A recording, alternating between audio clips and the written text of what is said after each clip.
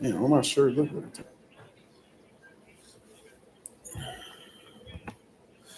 Yo, what's going on, y'all? This is Marcus Rosa, aka Mazuma TV, back at you with some more boxing talk, man. We about to be doing our live fight commentary to Oscar Duarte versus Kenneth Sims Jr. Then, of course, we're gonna get into some open boxing topics. You know what I mean? We're gonna speak about, Keyshawn Davis and his current live, him apologizing and pretty much saying that he's damn near retired. We're going to talk about that. We're going to talk about Canelo Alvarez's perspective on Terrence Crawford being the best fighter that he's faced thus far in his career. Then we're going to get into, the random boxing talk as we always do, man. Shout out to everybody that's in the building thus far. If y'all could go ahead and hit the like button, that'd be very much appreciated. You see what I'm saying?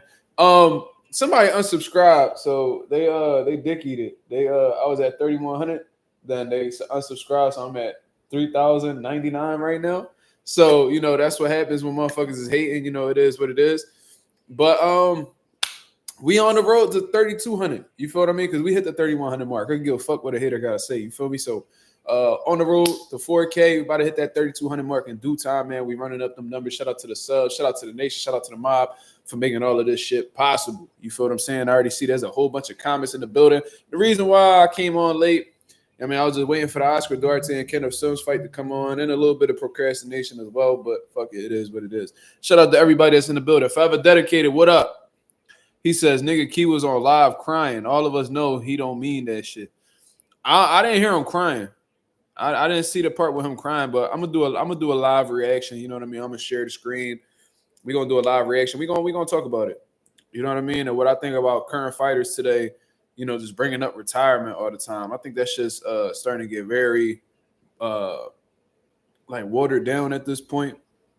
And it really, it's like the boy who called wolf, cried wolf, the boy who cried wolf. You see what I'm saying? Like people saying that so many times, it's like, do we actually believe it? You feel what I'm saying? And the answer is no at the end of the day, but. Regardless, we're gonna talk about it. Calm minded, what up? He said no more boxing till Canelo Bud. Is that true? We about to watch Kenneth Sims and Oscar Duarte, brother. I think you may mean like big fights, possibly. You feel what I'm saying? Boxing definitely gonna be slow in August, from what I understand. But it's good because it's good because I got a busy August anyway, man. Shout out to my boy Joshua Ramos for coming out victorious last night out at Let's Be Elite. Jaden Rivera, my dad's fighter. You know what I mean? The fighter that, I'm a huge fan of. I think this kid's going to be the future of boxing. And, we'll see. They're about to be 13 years old. Absolutely phenomenal. 10 fights, 9-1. You know what I mean? My boy Joshua Ramos had his second fight. Damn near got the knockout. But he looked absolutely phenomenal, man. It was a great night of boxing. I didn't get home till like 11 p.m. So that's why I wasn't able to come on live and chop it up with y'all. You feel what I mean? I could have came home earlier, but this girl wanted a motherfucking hoagie from Wawa. So, you know what I mean? She delayed. So if everybody want to send their complaints, because you wanted me to pull over. So if anybody want to throw their complaints, you know what I mean? Whenever she get on the live, y'all voice your concerns with her because she is very selfish. She did not put the nation first. God damn it. The nation don't need no goddamn break. Nigga, this is a 24-hour job. This is a 24-hour. This is a full-time job, man. Shout out to the nation. Let's go, champ. Hey, she tripping. I am part of the nation. No, you're not. You're part of the troll community. That be editing pictures of me and shit. And just be just talking. Who got time for that? You got time for that. Every time you be in the comments, you be talking crazy. It's a goddamn full-time job. I'm pushing the boxing culture forward. Nigga, I am the boxing culture. You crazy? You crazy? Let's go, champ. Yeah, man. By the way, big interview on the way for those of y'all who in the building that haven't heard. I'm having 140-pound contender Tito Mercado on the live Tuesday, 6 p.m. Eastern Standard Time. You see what I'm saying? So be on the lookout for that. This is going to be a hell of an interview. You do not want to miss out on this one, man. So tune in while you can. You know what I mean? Set your alarm. Put that shit on your calendars. You know what I'm saying? And it's going to be a good one, man. I heard somebody in my comments talking about, oh, man, I know you're trying to get your channel up. I know you're trying to get your channel up, but don't interview Tito Mercado. He's a clout chaser. He. Oh man, I hated that video he made, bro. So I'm supposed to not interview Tito Mercado because he made an interview. He put out a video dissing niggas, and you don't like it. It's somebody in the comments. If you go check the last live comment, somebody wrote that shit. I'm like, I didn't even respond to it. I'm like, bro, what is you talking about, cuz? Like, did you tell, you know, all these YouTubers that be interviewing Ryan Garcia to not interview Ryan Garcia because he a racist? I doubt you did that. You feel me? But you telling me not to interview Tito Mercado because he calling out niggas. Like, what the fuck? Ain't that what you supposed to want out of a fighter? Don't you want the fighters to call out fighters? Don't you want to see big fights happen? You know what I mean? Whether you a fan of Tito Mercado or not, you know what I'm saying? It is what it is.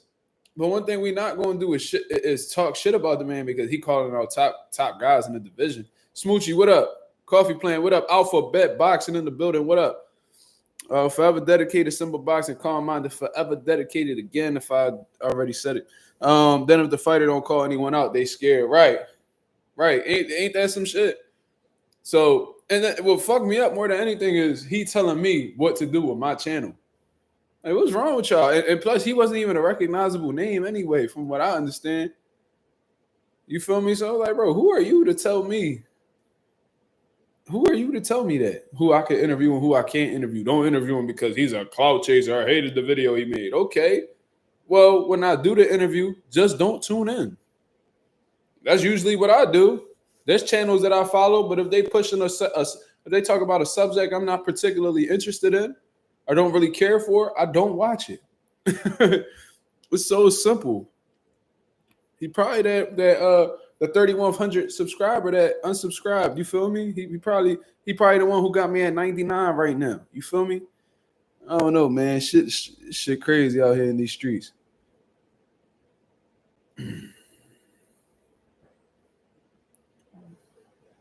Yeah, niggas be talking. I'm like, bro, what are you saying, bro? I would never tell nobody, oh, don't interview him. Don't interview him. What are you doing? Don't interview him because I don't like him. Okay. The fuck that got to do with me?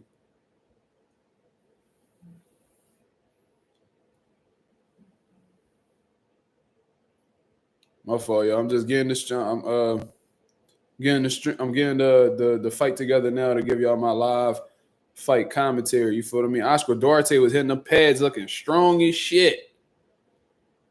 I'm like, man, I hope he ain't in on that Reynoso recipe.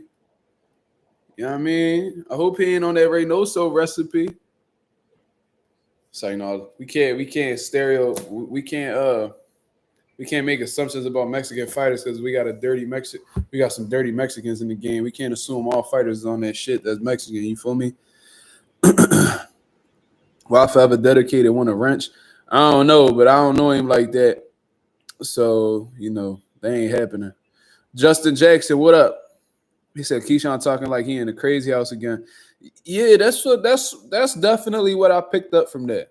That's definitely what I picked up from that, Justin Jackson. It just seemed like Keyshawn Davis, like from the mental aspect, he seemed like he a bit unhinged. He seems like he like his mind at the time. I don't know about now. He says he's okay, but at the time in the lead up to the fight, Tim Bradley was talking about how Keyshawn pressed him, and then Keyshawn, going off on Abdullah. Then he missing weight. And he like unapologetic for it. The next day he in the crowd eating popcorn, and then his brother lose to Nair Albright. Now he in Nair Albright locker room acting a fool. It's just very chaotic, very, very negative state of mind. And for you to really thrive at the top of the boxing game, you can't be having all that shit going on in your mind at once, man. You need to stay focused. You need to stay, in control of your emotions. You gotta know when to turn it on. You gotta know when to turn it off, man. You see what I mean? So Keyshawn, he just seemed like he doesn't have full control over his emotions just yet. And as long as he's not able to control that, he won't make it to the top. You got to have a level of professionalism. And what Keyshawn did, which I believe he admitted on the live, is that he his reputation went down the drain with this one, man. You know what I mean? And if he would have just missed weight and he would have just apologized right away, he would have just kept his cool. A lot of people would have went on to forget about it. You see what I mean? A lot of people would have went on to forget about it. But what really hurt Keyshawn more than anything was what he did after that. You see what I mean? I remember Bernard Hopkins did this little face-off with John Pascal, right? And John Pascal had said something about Bernard Hopkins being dropped or whatever the case is. He was like, it's not about being dropped. It's about what happens next. You see what I mean? He said something along those lines. I could be wrong, but I understood his message at the time. And this applies to Keyshawn Davis, man. It's not necessarily about what transpired. It's how you react to the situation. You see what I mean? Keyshawn went about it probably the worst way that you could go about it. When you have this promotional company that has invested in you since the beginning of your career, they're putting millions of dollars into your career. You see what I mean? You are in a situation where, and I understand a lot of promoters are snakes and all that stuff, but nonetheless, they putting you in a position where you could set up you, your family, your kids' kids. You in a position now where you could create some generational wealth and really make a change in your family's history. You feel what I mean? You cannot take those situations, those opportunities for granted, because I know it sounds cliche, but it might be your last one. You see what I mean? So Kenneth Sims walking out with G Herbo. Okay. Jerron Ennis was with G Herbo.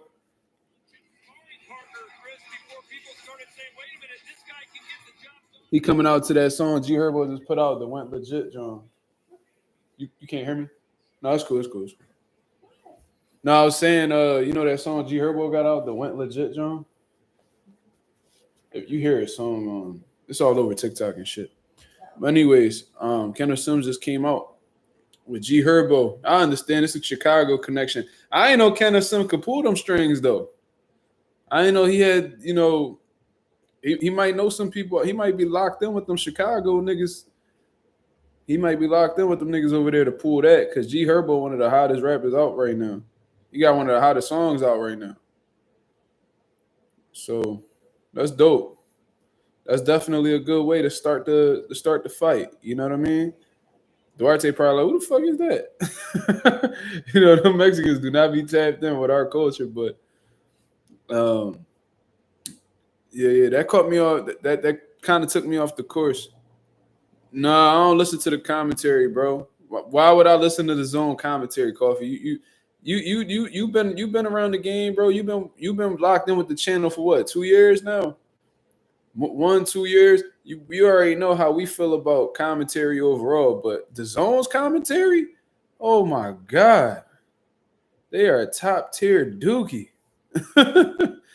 Everybody know that. Why would I want to listen to what Sergio Mora got to say, bro? Really think about it. Now, if this was like the classic commentary with like Lennox Lewis, you know what I mean? I don't mind Brian Kenny. You feel me? Like the Joe Goosen. You know what I mean? I might just listen to what they got to say. The classic HBO commentary, the Max Kellermans, the Jim Lampleys, the Larry Merchant. Shit like that. I would hear what they got to say, because they've been around the game for years. They know what they see in this shit. Manuel Stewart, of course, Roy Jones, George Foreman. But like, I don't know. I just don't really like the Zone's commentary. They're biased at times. And they kind of throw me off my focus when I'm watching the fight, because in all honesty, bro, they kind of be frustrating me.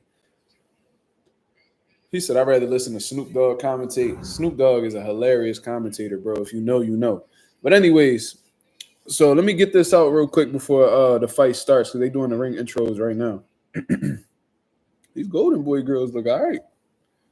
Shit. See, man, he count us.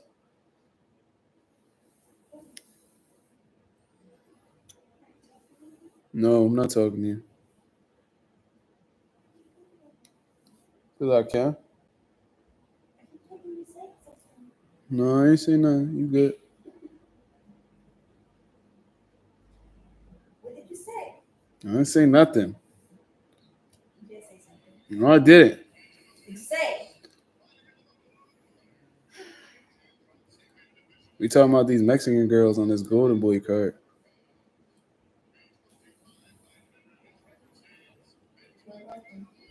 Huh? They saying that they fine as fuck. The Mexican girls that's doing the ring card shit. Coffee.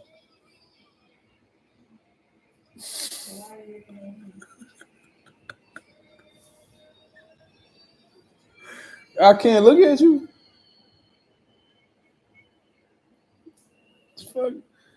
Fuck out of here, man.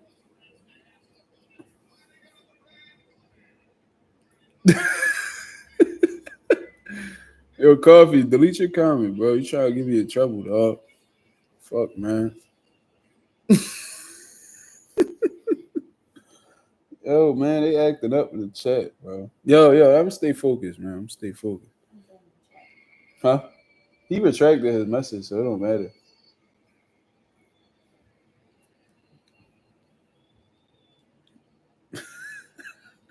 Yeah, see, he said it. I didn't say anything. Why he said that? He said what? I'm going back.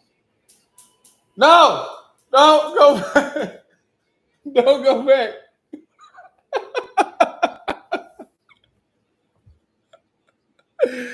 I didn't say nothing. Listen to your music, please. Yo, Duarte looks strong as shit. Yo, that nigga looks strong as a motherfucker, boy. Yo, that nigga on something. Hold on.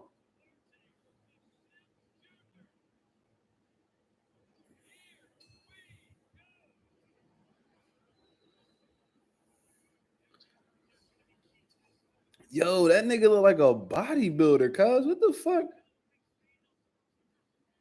Okay, Kenneth Sims starting off fast. Good jab. Okay. See, this is exactly what Kenneth Sims got to do. You cannot allow... What? You heard it?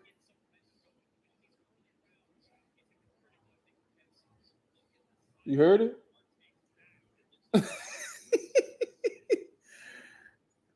See, this is exactly what we can't assume. I can't assume Duarte on that shit, but goddamn, he looks strong as shit. Nigga look like an action figure. This is exactly what Kenneth Sims got to do. So he got the right state of mind. You cannot allow Duarte to put you in a position where he letting off those bombs on you. Everybody that don't fought Duarte done gave a testament as to how strong the motherfucker is. Ryan Garcia, you know what I mean, was probably the biggest example of that. He said Duarte punched really hard. You feel what I mean? So with that being known, Kenneth Sims has to put on his best display of boxing. He got to keep that lead hand, popping at all times. You heard it?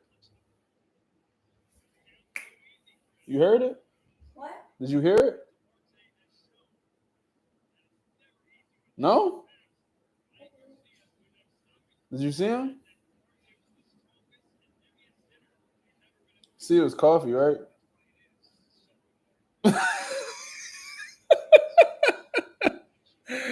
Hey, yo.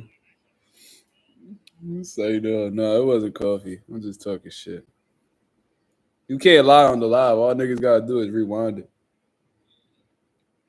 But damn, Duarte letting that shit go already. See, Kenneth has to be careful, man. He cannot put Duarte in a position where he letting off those bombs on you because you just leaving yourself open for an opportunity to get clipped, hurt, knocked down, whatever the case is. You see what I mean? So what I can say that, Kenneth Sims can do to make this, as easy as a fight as possible. No fight is easy, of course, but I would like to see Kenneth Sims just prioritize the jab for right now. I mean, dictate the pace of the fight with the jab, and definitely stay off of those ropes, man. Stay off of those ropes. Keep the fight in the center of the ring, and keep those straight shots on him. You see what I mean? What you want to do is keep Duarte's feet moving. As long as this guy's feet are moving, he will not be in position to punch. The jab. See, so Kenneth Sims got the right idea. He definitely got the right idea.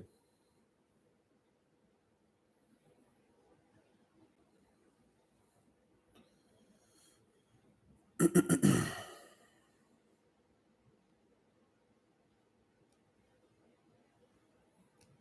me see.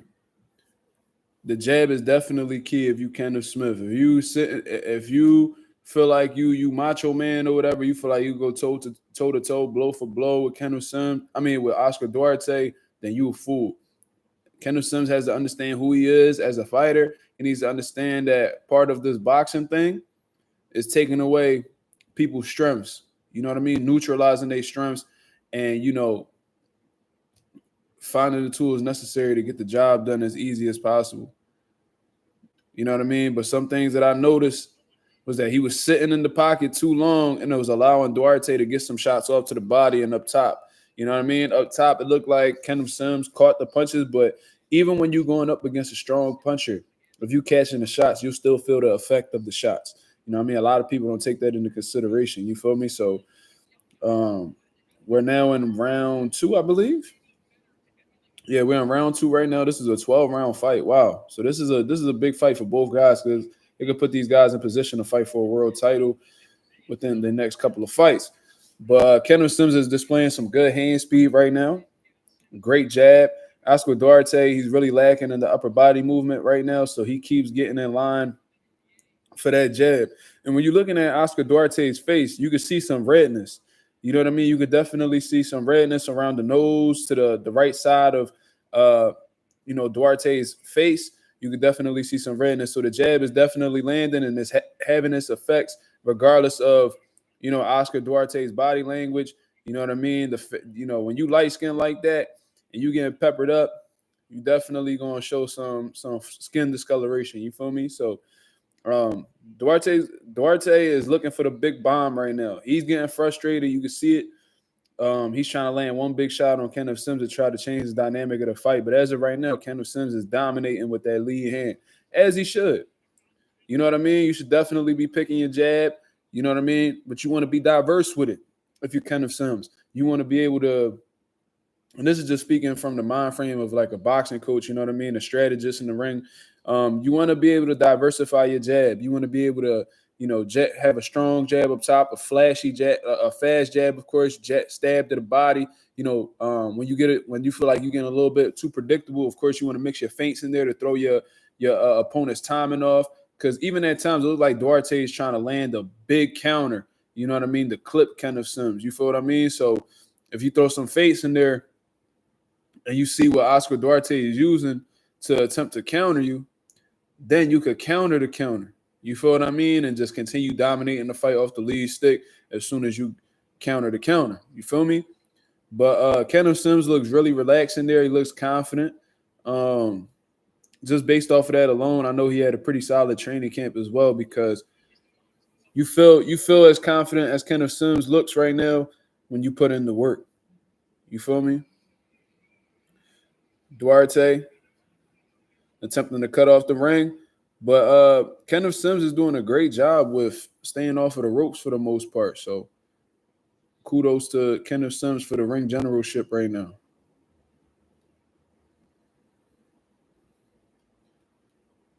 I ain't gonna lie though.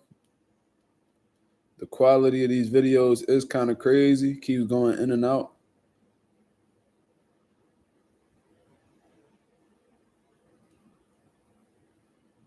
I don't know what's going on right now, y'all. Terrible quality.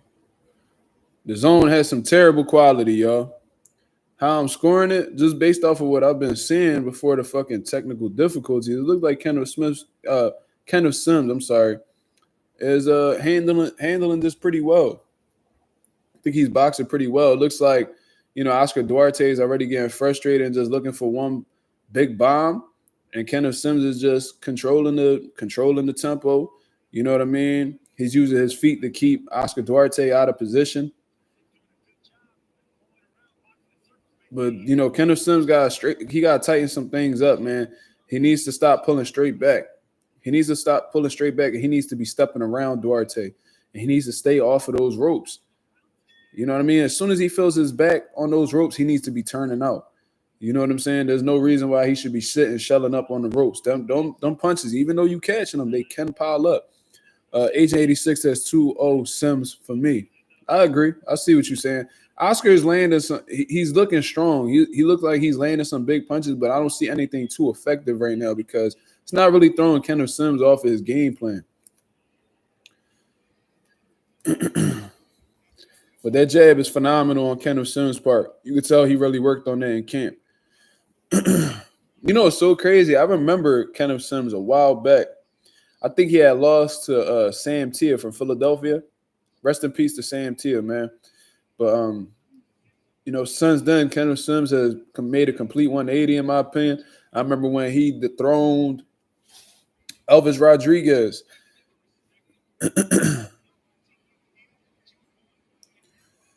Yeah, he's staying a little bit there. He's sitting there too long for my liking, man. Yeah, see, that's exactly what he needs to do. He needs to circle away from the ropes. You know what I mean? Not pull straight back into the ropes. Sitting there a little too long for my liking. I hope Kenneth Sims don't try to display, too much heart because that could really go against, the mind. You know what I mean? They rarely, agree with each other, the brain and the heart. You feel what I mean? The brain wants to take the smart approach and the heart wants to take the prideful approach. You feel me? So I really hope Kenneth Sims just stays composed, you know what I mean, and sticks to his game plan because when he's using his jab and keeping Oscar Duarte at the end of his jab, he's having a lot of success. I think he's staying in the pocket a little bit too long when Duarte is throwing bombs. It's cool if you're catching the punches, but they'll still do damage. You know what I mean? Catching shots, it can still have an effect on you. But Duarte is having a little bit of success in this round, but it's only because Kenneth Sims is deciding to sit there and catch and shoot. I don't think you planting your feet is the ideal thing to do. See, now Duarte is ripping body shots. Good left hook from Duarte. That really caught Kenneth Sims. Yo, Kenneth Sims is hurt. Kenneth Sims is hurt. That definitely got Sims' attention. He trying to play poker face, but that really caught his attention. That was a nasty left hook. See, now he's attempting to bang with Duarte. That's a terrible move. I'm not feeling that. And I don't know if it's the body shots that's making Kenneth Sims sit in the pocket a little too long, but that looked like that got his attention, bro. All right. Kenneth Sims sitting in the southpaw stance now. That's the end of the round. And Kenneth Sims go back to that blue corner a little shaky. He looking a little shaky on them legs, man. He played it off real well, but that was not – I'm trying to tell you, bro. You can't sit in front of dudes that punch like that. 2-1 Duarte. Okay, he got Duarte up. Okay. So there's a 1-round difference between me and you, brother. I think you could say Duarte got the first round, though. I don't know. The first round was kind of close, but 2-1 either way, I don't got a problem with. Ooh, that was a nasty left hook. That looked like that rattled him, and it was an uppercut. He followed up with an uppercut, a combination off of the uppercut that looked like it, it got the Sims as well. Sims needs to be on his feet, man.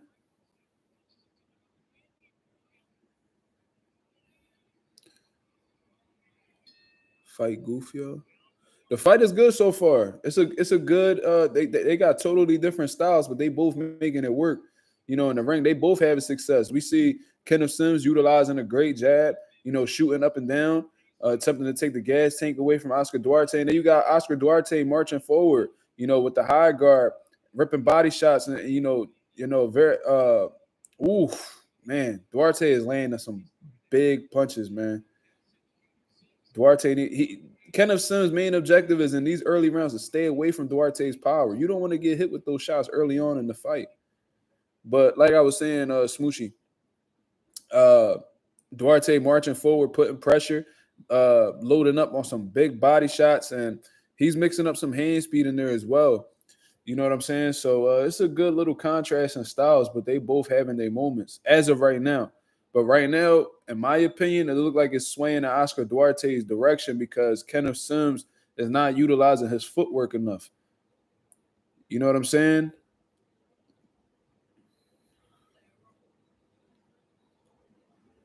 I'm sorry, y'all. I'm having real technical difficulties with this fight. It keeps lagging out.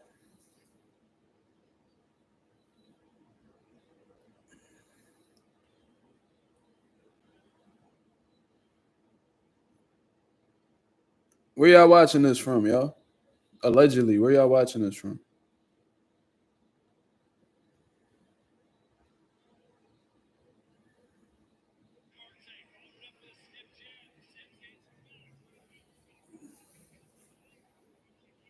Yeah, he keeps going back to the ropes, and he's just sitting in the pocket too long for my liking. You know what I'm saying?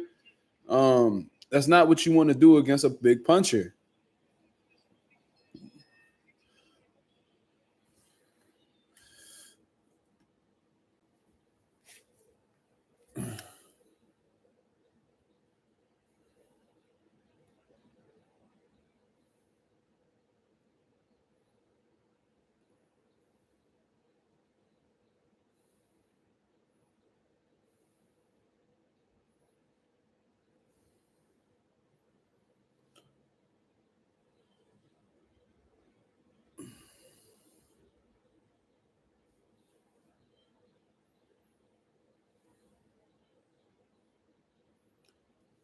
I don't know how to say your name, brother. I think it's Egalitarian. I'm gonna just call you. I'm gonna call you E. I'm gonna call you E207 because I don't know how to pronounce that. But what I'm gonna say is, you say he utilizing the Philly shell too much, need to bend his knees more and tuck his chin. I think that he needs to be. I think bending his knees will make him more of a stationary target. Like I said, I think he needs to be, his main objective should be being light on his feet and avoiding 50-50 exchanges at all times. I don't think him sitting in the pocket with Duarte is ideal because what you're doing is you playing into his type of style, you know. And in this boxing shit, that's why they say adaptability is very important because you can't approach everybody the same. How the way you approach Elvis Rodriguez and how you about to approach Oscar Duarte, two totally different styles. You know, they were big punches, but their approach was different. You know what I'm saying? So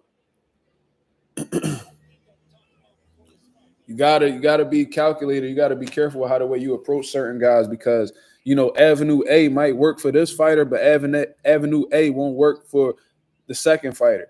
You see what I'm saying? So that's why you got to be able to adjust. Some guys you could step to and beat them up. There's some guys that you might need to walk around the ring and run them into shots and just play it safe because you know if you don't, shit could really go the other way, and your whole main objective should be to win. Duarte has to get set to punch, absolutely. And what Kenneth Sims is doing is he's bending his knees, he's sitting in the pocket, and he's allowing Duarte to set his feet. Look, Duarte just got off a 3-punch combination. Didn't really land the cleanest, but Sims was there to be, you know, touched. And he shouldn't be. You know, I feel like a lot of fighters nowadays, man, they don't really like you know, they get light on their toes momentarily and stuff like that. But a lot of these guys are flat-footed, man. A lot of these guys don't really utilize movement how they should. And these guys don't, and I know that because a lot of these guys don't condition themselves to move for 12 rounds. You know what I'm saying? Like they can only do it in spots. They can't do it consistently throughout a round.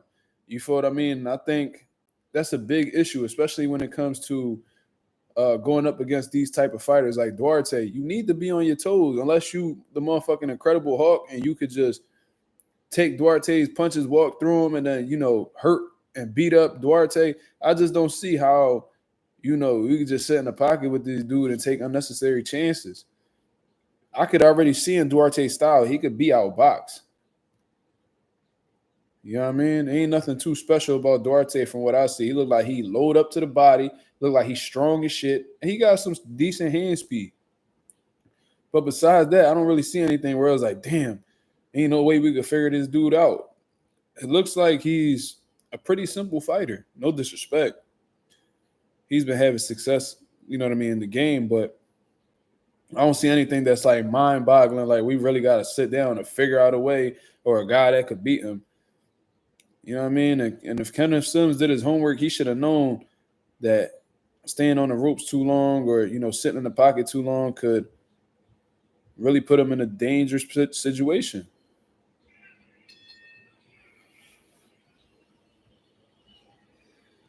How y'all got to score right now, y'all? Because I am having technical difficulties, man. My apologies.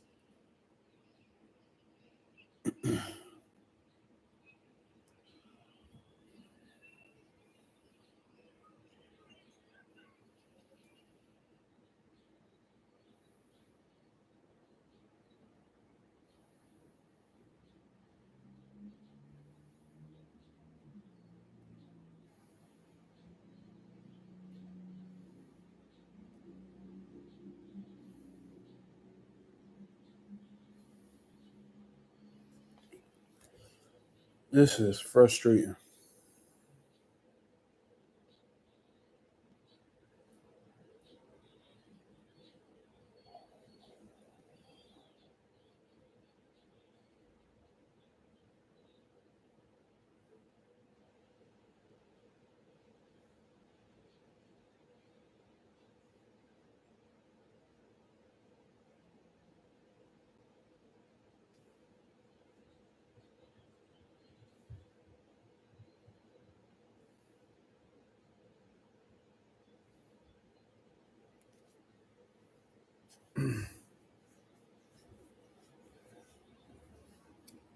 Three-two Sims.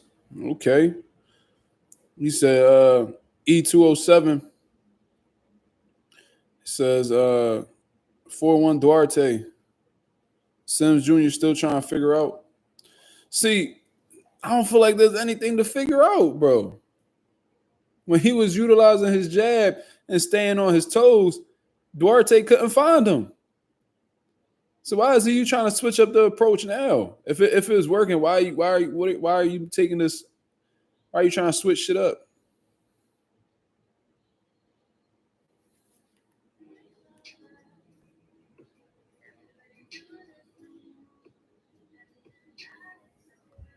Bae. Who's that? That you posted?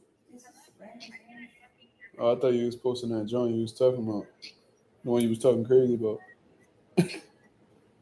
Oh no. Why would I post her? No, I was asking.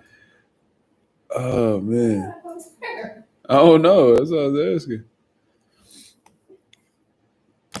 Sims is starting to figure out Duarte. Okay. Jesus Christ. I'm missing out.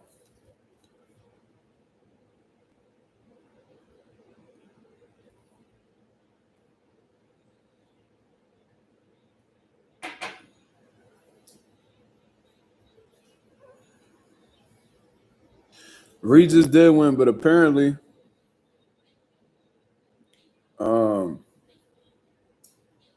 apparently they were saying it was a robbery. I don't know though, because I didn't watch it. I ain't gonna sit here and lie to y'all.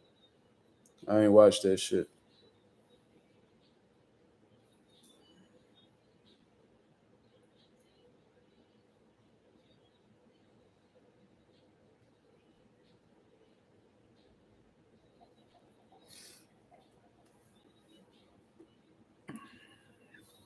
They said it was a good fight though, like they was going back and forth. But when you look at the styles, they definitely was gonna go back and forth. Like that was a no-brainer.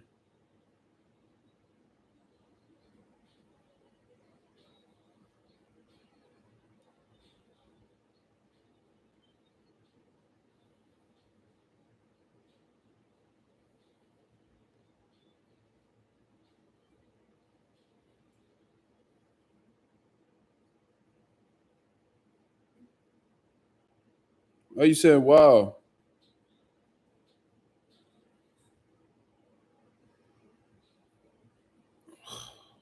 Jesus Christ.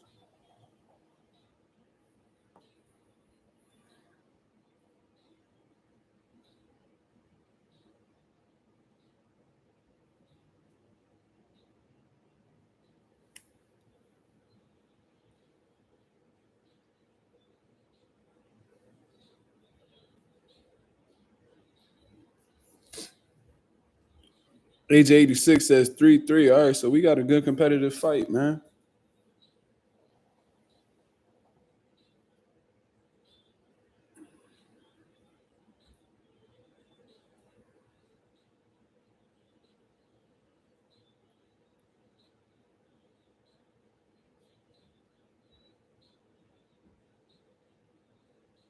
I think I got it, y'all. I think I got it.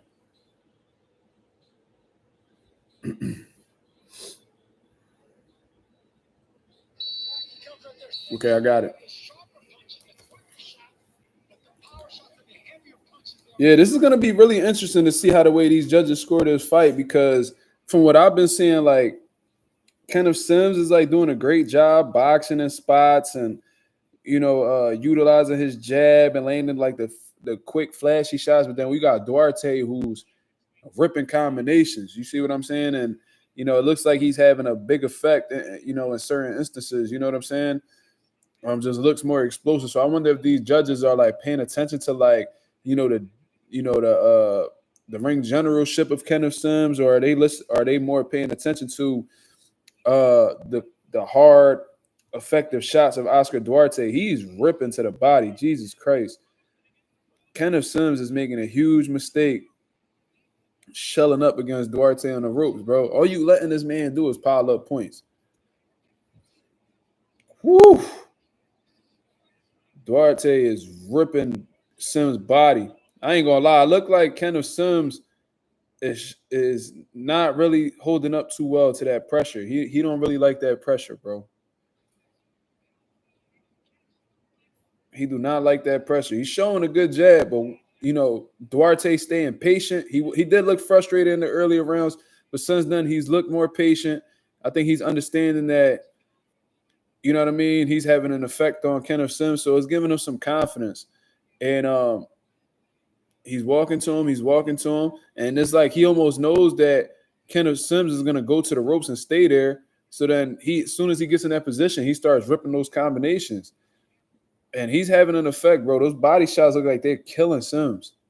Kenneth Sims got dogs, so he ain't gonna show it. But the way that they're landing and the type of torque that Duarte is getting on those punches is fucking crazy. Woo! See, Kenneth Sims staying on the ropes, feeling like he could bang with Duarte. That's a huge mistake. And we only in the 7th round. We got this round and 5 more rounds to go. A lot of shit could happen in 15 plus minutes.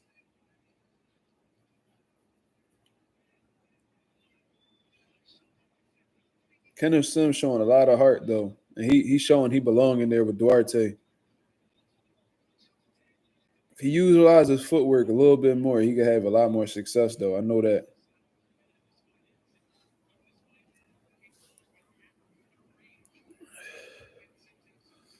He said PED's the juice crew. Sims should have requested vital testing. Whoa, ain't Duarte with Robert Garcia, bro? I don't know Oscar. I don't know Robert Garcia for having fighters being on PEDs. Can you recite some?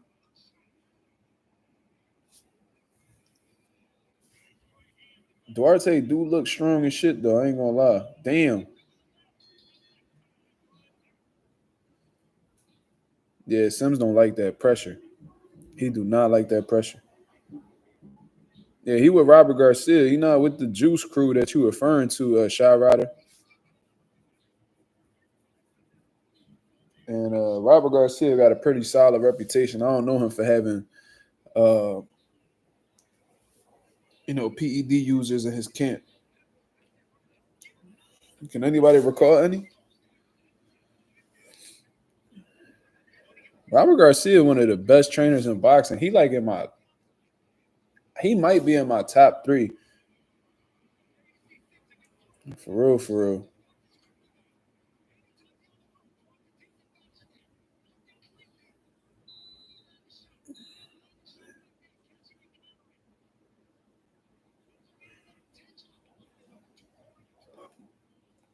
This is like, damn, top three. I like Manny. I like Manny Robles. I like Bozy. Nah, I'm probably do Robert Garcia. Um,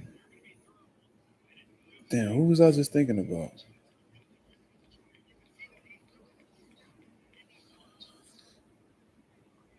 He said Sims don't got the power to make Duarte respect him, but he got the boxing ability to frustrate him. That's the problem.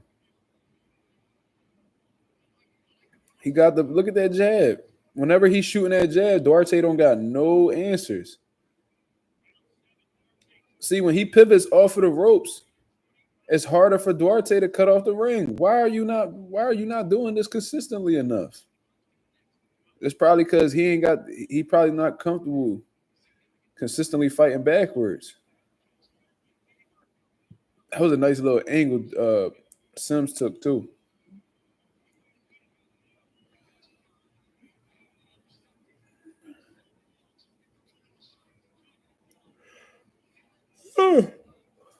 Top three trainers though, I'm probably gonna go Robert Garcia, Bomac, and Bozy. Bomac and team.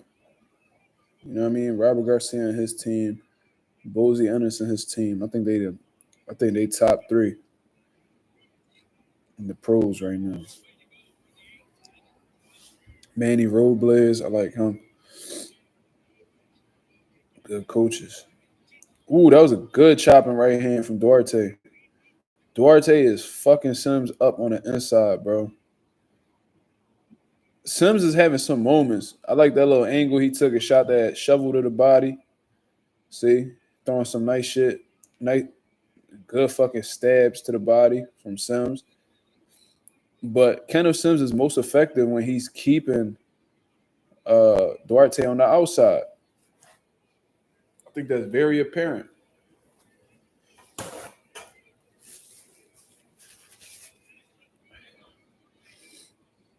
We in the 8th round right now. How y'all got a score? Beautiful uppercut from Duarte. Woo! Sims is feeling that heat, bro. But he got dog. He ain't trying to go out like no hoe. So 5-3 Duarte. So y'all got Duarte up a couple rounds. Okay. 6-2 Duarte. Okay. 5-3 Duarte.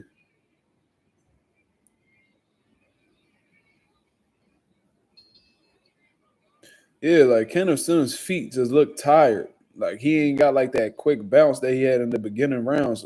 Might have been the body shots. Might have been a shot upstairs that threw his game plan off. You know what I mean? But damn, they in the shop right now, y'all. He in his hometown. He gotta do something, baby. You about to hit them championship rounds, cuz we about to hit the 9th round. You gotta do something. As a matter of fact, you might have to win these rounds to win the fight. Because there's some people that got him up by 4 rounds. So best case scenario you're gonna get is a draw. On some people cards, you need to win the rest of these rounds. K7 says 6-2 Sims. I totally disagree. I totally disagree.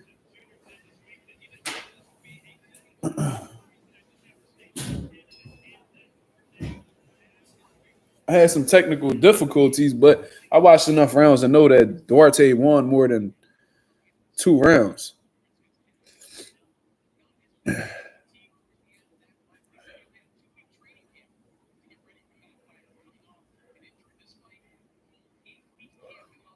And that body attack is brutal.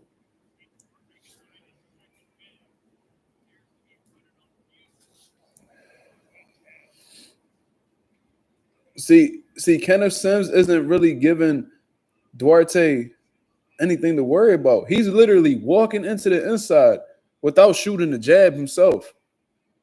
He's literally stepping to Sims. Sims is planting his feet, and he's allowing Duarte to get inside. No upper body movement, nothing. He's walking to him with the high guard on some Canelo shit.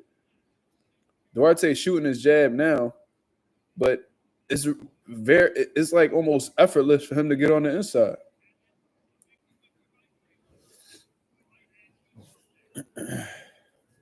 I edge rounds the Sims.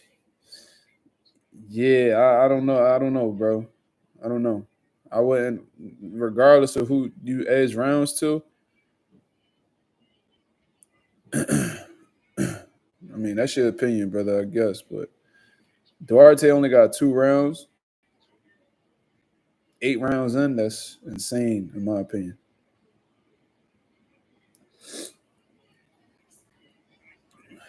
Nice hand speed from Sims. I like that little combination right there. But see, he shot that fast combination and still stood in the pocket with Duarte. Huge mistake. You got to make Duarte pick those fucking hands up, bro. I mean, pick them feet up. I'm sorry.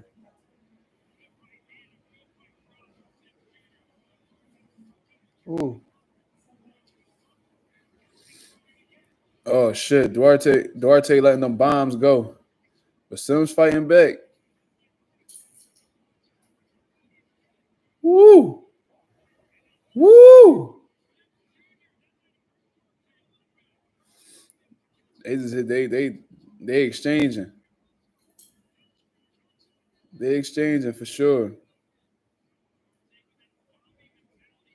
Yeah, fight breaking out in this joint. Woo.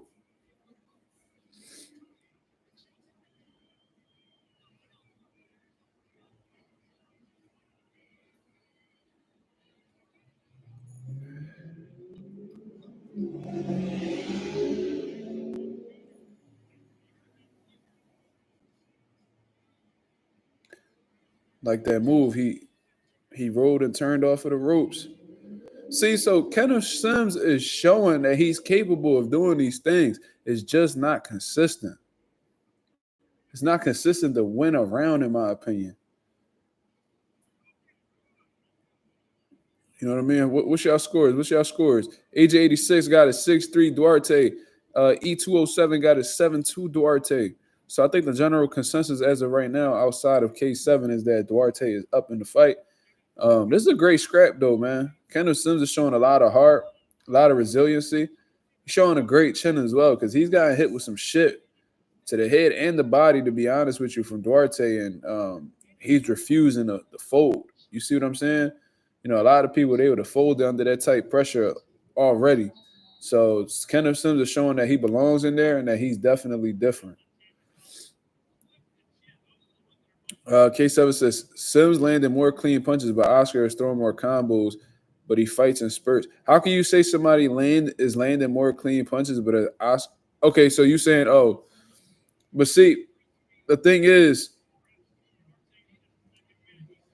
it's not just about clean punches, clean, effective punching. You see what I mean? So are these shots effective in a way? So Kenneth Sims could land 3 clean shots, but if Duarte land 2 bombs on Kenneth Sims, they're gonna look at Duarte having the better round. You know what I'm saying? Okay, so through 6. Chris Manning's got it as of right now 6-3. He got a 6'3 Duarte. So he agrees with Ralph at age of 86.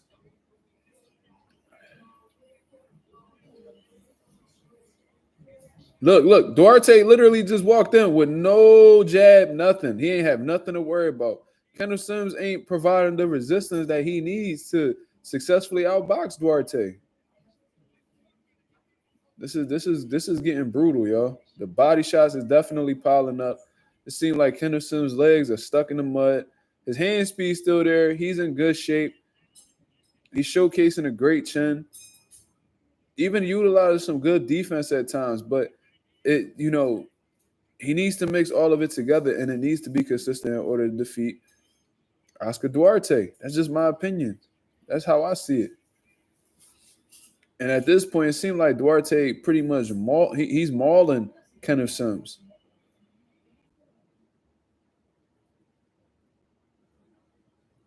You can't let Duarte shoot that bum ass jab, bro. You can't. That jab is terrible.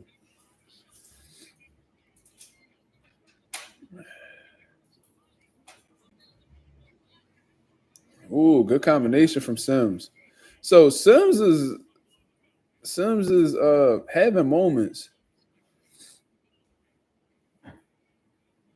but it's the difference of how the way they react to getting hit. I think that's what's going to be the deciding factor in this fight, unfortunately.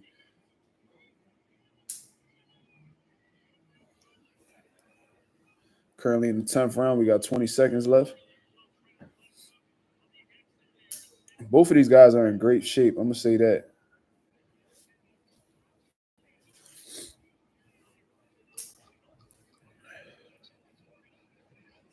Okay.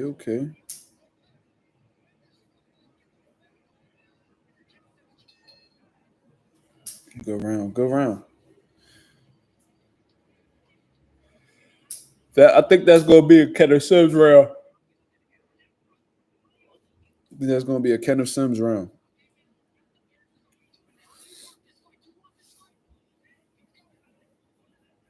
Then that corner motivating Duarte. They know it's crunch time. So I guess in Robert Garcia's mind, this is a close fight. When the trainers start pulling out the motivational speeches, it's because they want them to close out strong. Why do they want them to close out strong? Because they don't want to leave no doubt.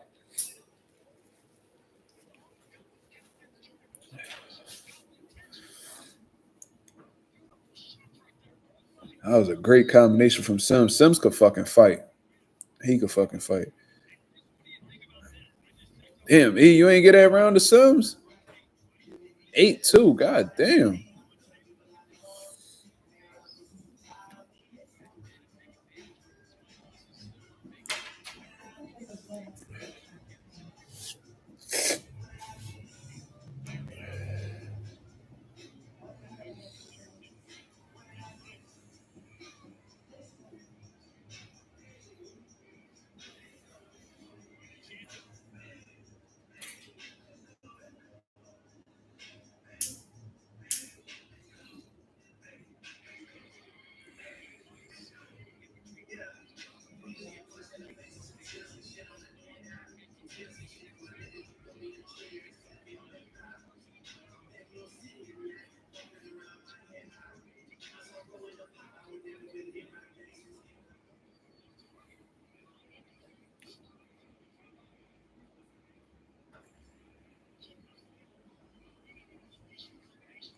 Good counter. Good counter from Kenneth.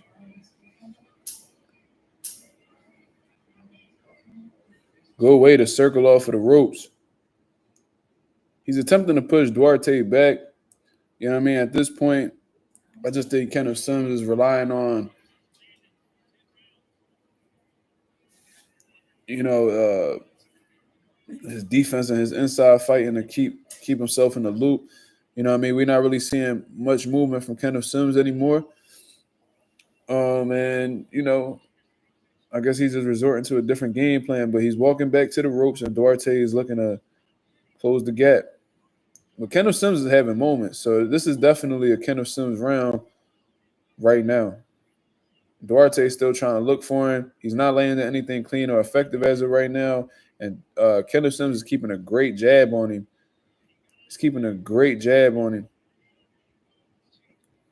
And he's landing some clean shit.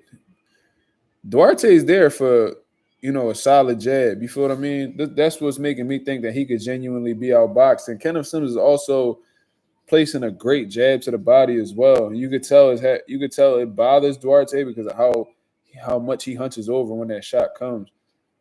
Like, he doesn't really want to feel that shot. Ooh, good counter from Kenneth. Kenneth is boxing really good. Yeah, this nigga E is tripping. I guess my stream is a little bit behind. Forgive me. Let me see. Yeah, I guess it is a bit behind. But Kenneth Sims box beautiful this round. This is definitely a Sims round.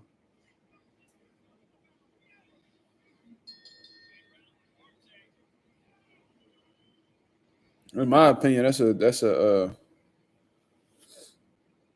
Kenneth Sims round because I thought he landed the cleaner punches. He was boxing well. He countered Duarte several times throughout the round. And Duarte, he was trying to let his shots go, but he didn't land anything big or significant that really caught Sims' attention in my opinion. It's diabolical.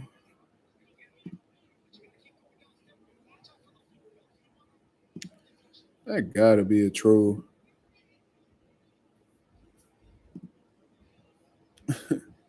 Just made the page yesterday. Shorty a real life loser. Huh? Who? Let me see. Dude.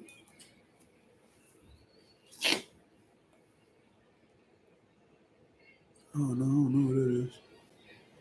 She said she followed you? Mm-hmm. What, your personal page? Your nail page? What? Yeah, I don't know who that is.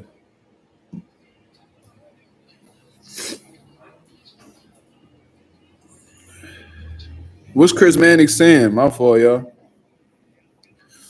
Marky Dan got a 6'5" sim. That's how you know it's a competitive drum. 1, 2, 3, 4, 5, 6, 7. He got a 7'4" Duarte right now.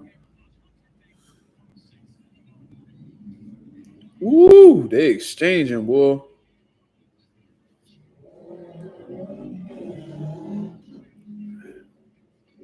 Look at Kenneth Sims using his movement and got Duarte all scrambled.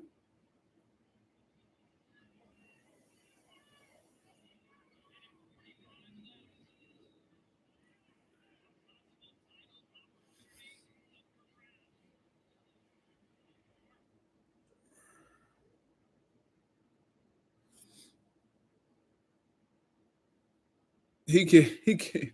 Nah, that definitely wasn't a Duarte round. He tripping. Yeah, he definitely tripping.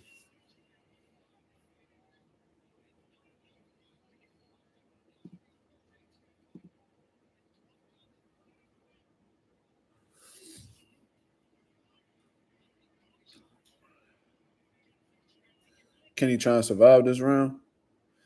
I mean, I see Kenny sitting there and trying to get some shots off on Duarte. I don't see him really trying to survive.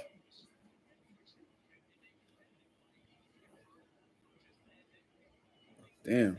Duarte letting that shit go. Duarte in phenomenal shape. That's one thing about Robert fighters, bro. They be in phenomenal shape. They be ready to go. I know that sparring be top tier over there. Woo! Sims getting hit too clean at the end of this round for me, bro.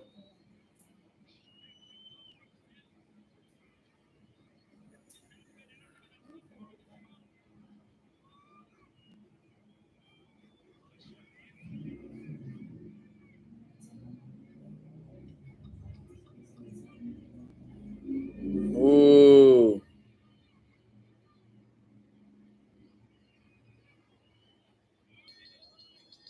That could have been a Duarte round, y'all. How y'all get that last round?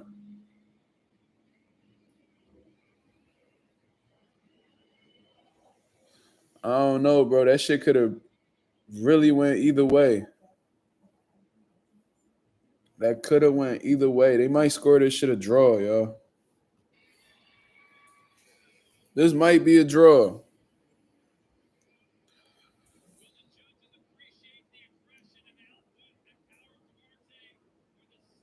This definitely a split decision type of fight. I thought that last round was a Duarte round. So for real, like to be honest with you, this might be I might have this 7-5 Duarte, bro. I just think that although there was some close rounds and you could probably move that, you could probably move around the two and Sims' favor. This is definitely a split decision type fight. There's no way that these judges are all going to be in agreement. I don't see it.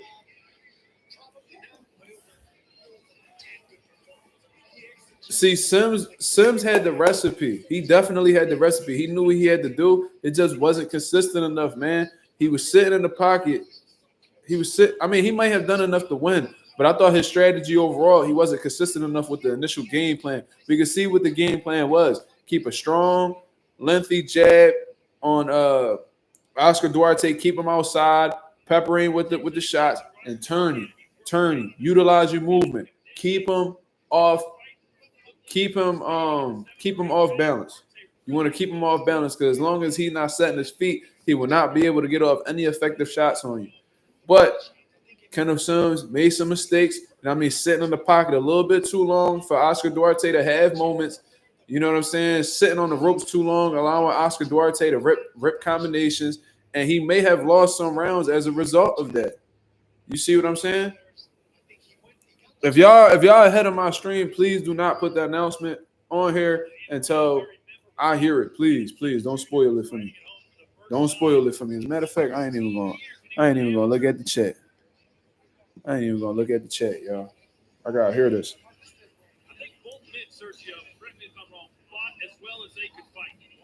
They both took some damage though. Sims was landing some beautiful counters and body shots on the inside, and Duarte was ripping his shots too. You know what I mean? So this was a good fucking scrap, bro. This should have been promoted a lot better. Oh shit, they got the decision.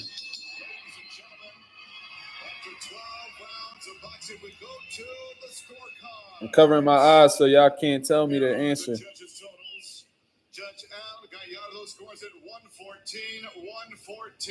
Woo, 114 even. That's a 116, 112. 8-4. Fitzgerald, 115, 113. 7-5. By majority decision. Woo, Duarte got it. Damn. Woo-wee. Upset that boy in his hometown. Wow. Sheesh. What y'all thinking, y'all? So it wasn't a split, it was a majority decision. So nobody in particular had Kenneth Sims winning the fight. One judge had it a draw, the other two gave it to Oscar Duarte. So, like I said, it fell in line with what I believed, 7-5 Duarte. But this was definitely a tough one. Shout out to even though Duarte, I thought E207 was tripping. I thought he was tripping a little bit, but I guess technically we were both right. See what I mean? I had a 7-5 Duarte. He had an 8-4 Duarte. Two out of the three judges had it scored, you know, those same ways. You feel what I'm saying? So yeah, man. I feel like you said he didn't do enough to get a majority decision. I disagree, brother. I disagree. And to be honest with you, I felt like if Kenneth Sims would have been more consistent with his game plan, I feel like he could have outboxed Duarte clean and got a unanimous decision. Or at least he would have been the favorite on the majority decision. It was just too much shit that Kenneth Sims let slide, in my opinion. I feel like he was, like I said, he wasn't utilizing his footwork enough.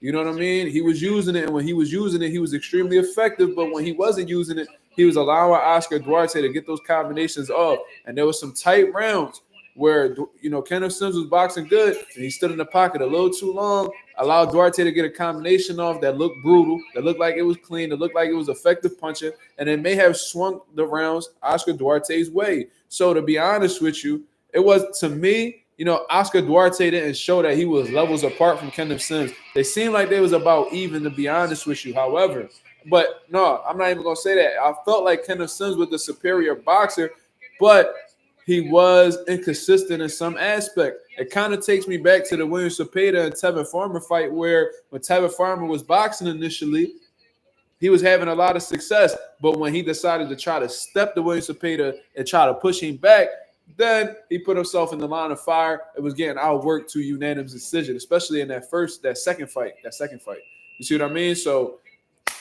that's exactly how I seen it. You cannot let these pressure fighters that punch in combinations you can't give them their fight. You cannot give them their fight. Sims is kind of basic. I mean, listen, sometimes the basic is all you need to win a fight. You see what I mean? I've seen fighters win fights just with a jab, and that's about as basic as could be. So there's nothing wrong with being a fundamentally sound, basic boxer. You know what I mean? Sometimes you need the basics in order to get the job done. However, Kenneth Sims showed a great jab. I loved his jab to the body. When he used his feet, he looked like his ring generalship looked like it was up to par. He looked like he made Oscar Duarte look extremely limited at times. You see what I mean? I'm sorry, she distracted me. What I was saying was he made Oscar Duarte look limited at times. It just wasn't consistent enough tonight. You see what I mean? My boy Anonymous in the building. He's speaking his thoughts. I know he watched the fight. He said Sims got to pick an identity. He should have been the boxer tonight. And that's all I'm saying. You know what I mean? It wasn't a terrible performance from Kenneth Sims, but I know that he had the tools necessary to defeat Oscar Duarte tonight. But he did not pick his role and play it. You see what I mean? It's like he was trying to be multiple things at one time. And like I said, to have multiple tools in your toolbox, there's nothing wrong with that. The ability to adjust is a beautiful thing, and that's something that a lot of fighters cannot do. However, when you're going up against a particular style, it's vital, especially within your game plan and how to win a fight, to pick a role. And if you're going to switch over to a different role, it's because the fighter switched up his role. So, for example, let's say you in there with a brawler, right? You in there with a brawler. Of course, if you're not a superior brawler to this fighter, you would want to box him, right? But let's say that brawler, you know what I mean, and midway through the fight, he decides to take a boxer approach. Okay. If he happens to be a superior boxer than you, then you would have to switch your game plan up and start stepping to him. You can't that would be the only justifiable way for you to just switch your game plan up or switch to a different role. But when you clearly see that this one route that you're taking is extremely effective, and then you choose to, go to another game plan and try to prove something, bro, fuck trying to prove something. If this is what's working, use it, because that's what's gonna get you to win, and that's what you're here for. You here to get the win. Fuck the pride. Fuck trying to prove something to somebody and prove that you a dog, bro. All that shit gonna do is get you an L on your record or accumulate punishment that you don't need, that you could completely avoid. You see what I mean? I could give a fuck about this rock'em sock'em shit that's Tom and Jerry talk that these motherfuckers be talking about, bro. It's all about who's the smartest and who has the ability to adjust and neutralize fighters' strengths. You see what I mean? Neutralize fighters' strengths and be able to utilize your game plan to the best of your ability. You see what I mean? Kenneth Sims had an opportunity today to dethrone Oscar Duarte, take him up out of the conversation at 140, but he wasn't consistent enough in his game plan. He had the right tools, but he did not pull them out when he needed them the most. He had them in his toolbox, but he decided to use different tools and make the job harder. So that's how I assessed the fight. I had a 7-5 Duarte, man. It was a close competitive one. I see some people in the chat feel like it was a draw. I see some other people who actually edged out Kenneth Sims in the situation. It was close, but I'm not going to sit here and say that this was a robbery or a gift for Oscar Duarte. Not at all, because not only did I see him, I actually saw him win the fight. So there's no way I'm going to say right now that, Kenneth Sims got robbed. That's not the case at all. Yeah, he stood in front of Duarte too much. You can't do that. You can't do that. That makes absolutely no sense. That's the equivalent of like fighting Deontay Wilder and being and putting your head on the line for the right hand. You fucking yourself over. Fighting William Cepeda. trying to show that you could throw more punches than him. Like that don't make sense. Like you trying to prove something to somebody. It's like what Earl Spence did with Sean Porter. He tried to prove to Sean Porter that he was like the more better brawler, or like he could go blow for blow with Sean Porter. He made it a tough, difficult fight, way harder than what it needed to be. That's a lack of IQ, in my opinion. Just to be honest with you, I think, and because if your IQ is really up to par, then you will understand that your emotions shouldn't have nothing to do with the fight, or you shouldn't care about impressing people or trying to prove a point to somebody. You know what I mean? If you got the tools to prove something to somebody, and you could utilize it and really dominate a fight, so be it. Do it. But when you over here trying to prove something to somebody, when you know that you either don't have the tools to keep up with that particular situation, I don't know, bro. It's like it's dumb to me. That's dumb boxing. You feel me? So I hope Kenneth Sims really learned for this one. This definitely ain't the end of his career. He got a shit ton of potential. He definitely just need to learn how to identify who he is, like Anonymous says, and not giving in to other people's styles. You feel me? You don't want to fall into other people's styles. You're making it harder than what it needs to be. So shout out to Oscar Duarte. You know what I mean? I don't know exactly what that'll do for this win for Oscar Duarte. I don't know exactly where that positions him in at 140. Let me actually look at these rankings. Let me look at boxing scene. Let's take a look at boxing scene, and then let's look at the rankings. Let's look down at 140. 140 pounds. Let me see where Oscar's at. So this actually may move him up the list in the WBA rankings. Let me see where else is he ranked at. I don't see him ranked anywhere besides the WBA according to boxing scene. So he's ranked number 5. He beat the number 4 guy technically in Kenneth Sims, so he may move up to the 4th spot. Probably the 3rd, to be honest with you, because Albert Puello just came off of a loss. So with Oscar Duarte getting a good win over Kenneth Sims, he may jump to 3. And if that's the case, then most likely he could do a final title eliminator. And if he wins that, he may become he may fall in line for like the interim belt, or he may face Gary Antoine Russell in a mandatory defense. So that's interesting. That's interesting. Shout out to Maddie with the I don't know what that is. What is that? I don't know what type of currency that is, but thank you for supporting the channel nonetheless. I appreciate you very much. Shout out to Maddie. I mean, SOB TV, what up? That's Australian dollars. I don't know. I don't know what their currency is like.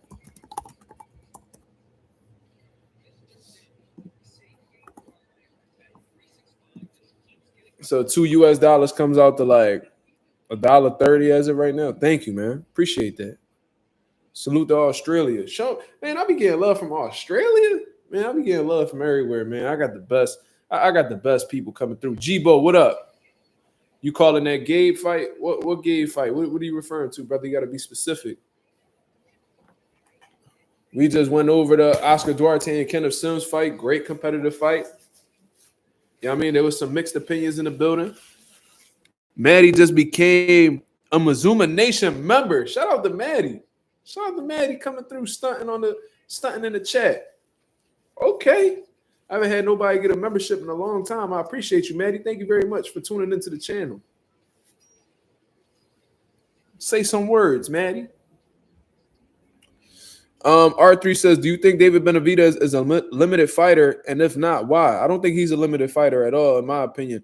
I think that David Benavidez has a particular style. And because what I'm going to say is David Benavidez is a pressure fighter. He's a stepper, right? But it's not like he doesn't have like sharp tools in his arsenal. For example, he has a great jab. Gabe Rosado fighting now. Is he really? I did not know that. What is he fighting on? Anybody know? I support my Philly brother. Why not? What is he fighting on right now? Somebody let me know. I'm tripping.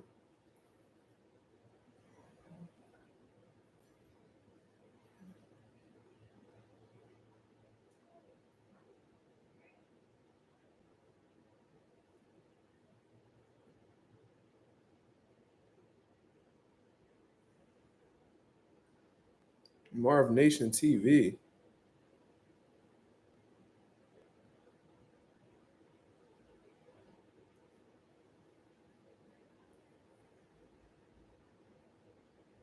Oh, they want me to sign in and do all that shit. I ain't doing that, bro. My apologies. I ain't going through all that right now. But anyways, it's on Fight Hub. Word. All right, hold up.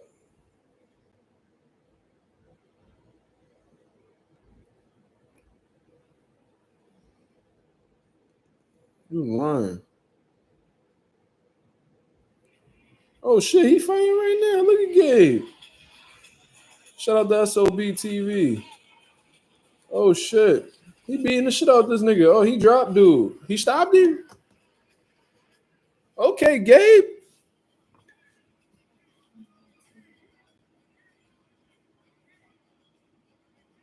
Oh, good body shot. Oh, good right hook. I think he stopped him. Yeah, he stopped him. Yeah, I missed it. By the time I got here, he already stopped him. What round was that? They said Rosado versus Plant next. They funny as shit. Rosado versus Berlanga.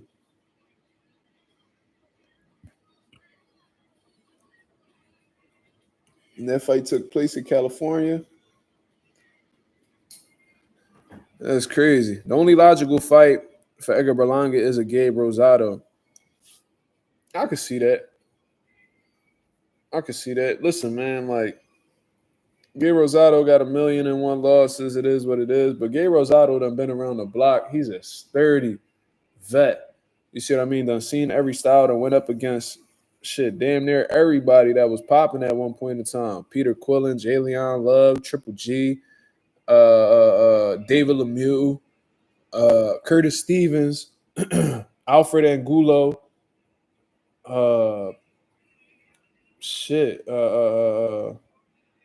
Willie Monroe,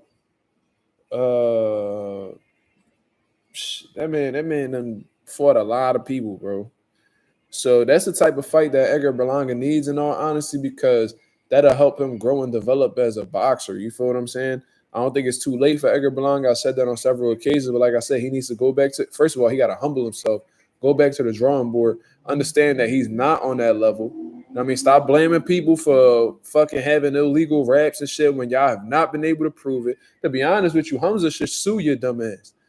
He should sue you for lying. He hasn't come out directly and said it. I think his wife has, Edgar Berlanga's wife, but like he was like alluding to it with the Antonio Margarito picture. He fought Jermell. He fought Jermell Charlo way back. I think Jermell had like braids and shit.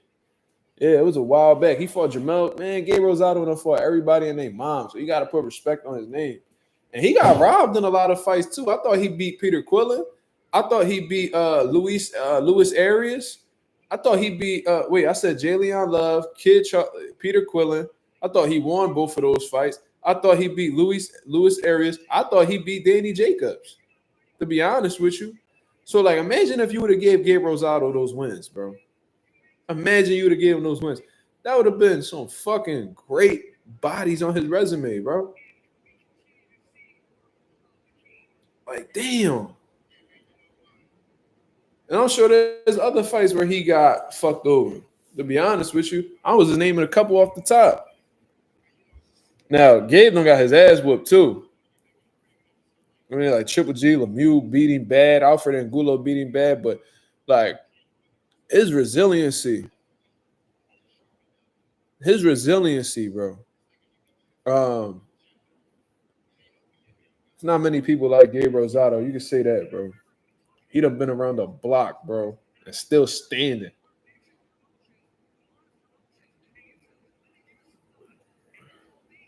Lots of people thought Sims was easy work.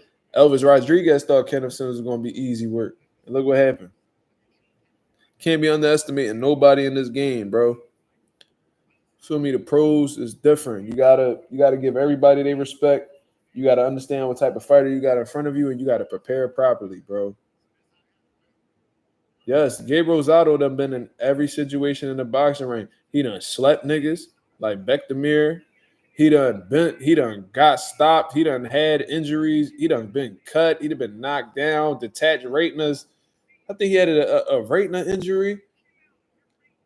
Bro, Gabe done been through it all, bro. He done got robbed. Like, you cannot name anything in the ring that Gabe ain't been through, bro. Fighting through injuries, all that. Gabe the man, though. I ain't gonna lie to you. I would like to bring Gabe on the channel. We could talk boxing. Would y'all really care for a Gabe Rosado interview? I think that'd be dope. I don't know. Like, I gotta take into consideration like how y'all feel too. You feel me? I wouldn't mind a Gabe Rosado interview. I know his peoples. I know his family. So I think it'll be pretty easy to reach out.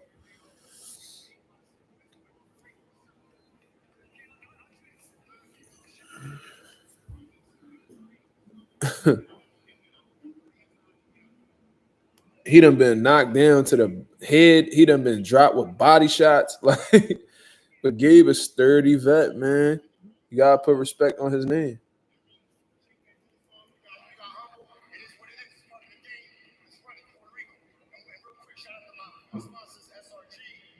I think he just called out Berlanga too, so that might actually happen.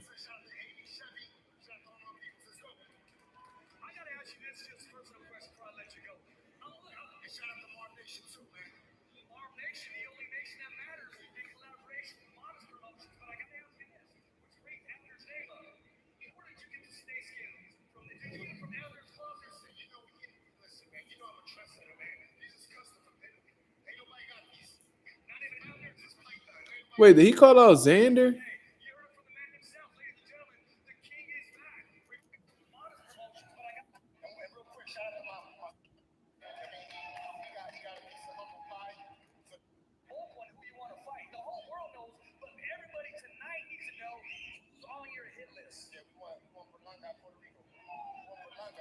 Oh, he won Berlanga in Puerto Rico. That's what he said. Okay, cool. I thought for some reason he said Xander. I was about to say that don't even make sense. But anyways, that's what he want.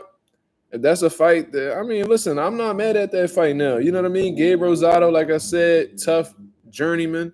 You know what I mean? One of the greatest journeymen of all time. You got to put Gabe in that mix, to be honest with you, bro. He a dog. He always got a fan base. The Mexicans love Gabe. The Puerto Ricans love Gabe. You know what I mean? Philly respect Gabe a lot. He got a lot of love on the West Coast. Edgar Berlanga, probably the opposite, to be honest with you. He hasn't really experienced much except, defeats. You know what I mean? Being dominated in one fight, getting knocked out in another.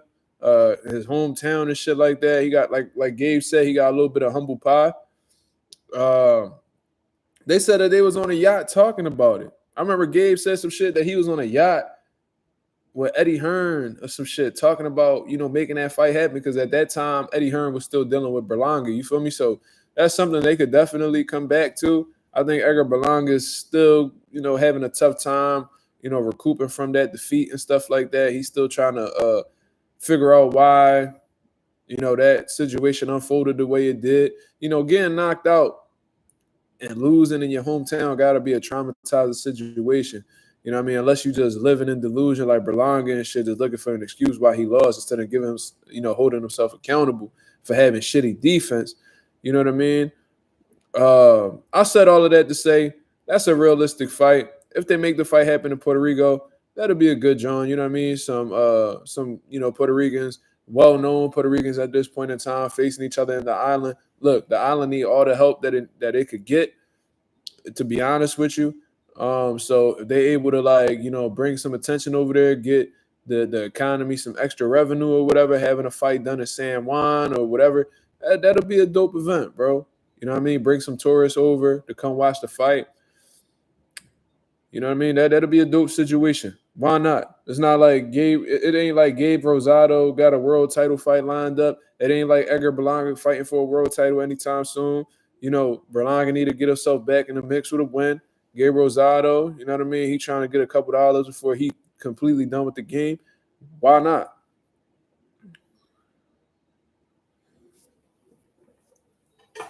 This nigga Silk's funny as shit. He said, you know, it's really messed up, but Berlanga head because we ain't have a parade yet. Yeah. See, he did that whole parade with Canelo because that was like a moral victory. Oh, I went 12 rounds with Canelo. Oh, let's celebrate. Or I showed heart in the ring with Canelo. I fought all 12 rounds. You know, I showed that I could take a punch. I showed I got heart, blah, blah, blah.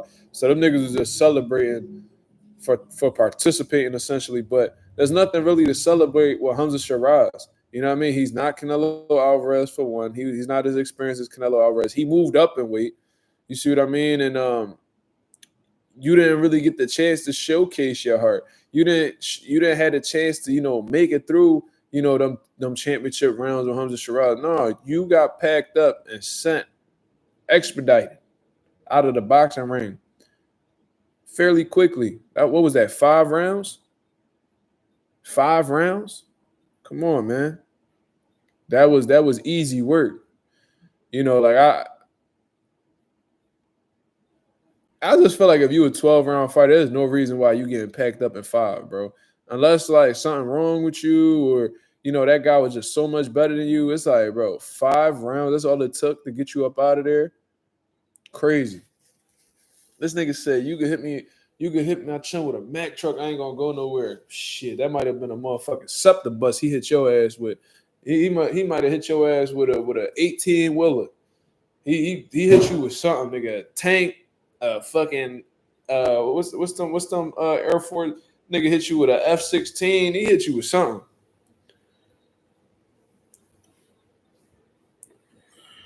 You say you see it in Edgar eyes lately. I haven't even been able to see Edgar Berlanga. Where he been?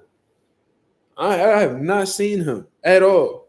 So SOB, you gotta let me know where he at so I can go find him. Where he at? Where he hiding at? I just seen the wifey posting it. He said, you can hit me in the chin with a Mack truck. I ain't going nowhere. I'm like, shit. That motherfucking them hands that Hamza Shiraz had, them bitches might have been a F-22 bomber or something. That nigga hit you with a nuke. A Moab. Yeah, for my Call of Duty niggas back when we was young boys.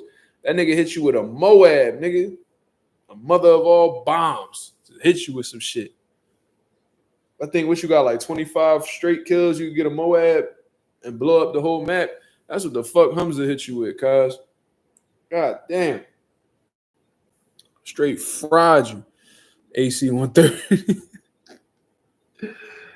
Oh, man. Super bad, John. A freight train. Nigga hit him with an Amtrak. Hit him with that Amtrak. Choo choo. Straight sent that nigga. Sent that nigga brain cells to the 8th row. Oh God.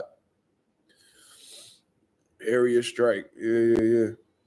But no, for real though. Gabe Rosado, Edgar Berlanga, makes sense for both guys. You know what I mean? With Gabe Rosado being the journeyman that he is, just looking for an opportunity. It is what it is. If he could beat Edgar Berlanga, that could probably put him in another money fight. So why not take the chance? It ain't like you holding up any type of undefeated record or whatever, or any world title. Fuck it. You got, as a journeyman, you got to take advantage of whatever opportunities is being sent your way. Edgar Berlanga, on the other hand, you know what I mean? What's he been 1-2 in his last 3 fights? You got to get back in the winners column. You got to, like I said, you got to humble yourself for one. You know what I mean? Stop living in delusion. Understand that you are not on that level yet.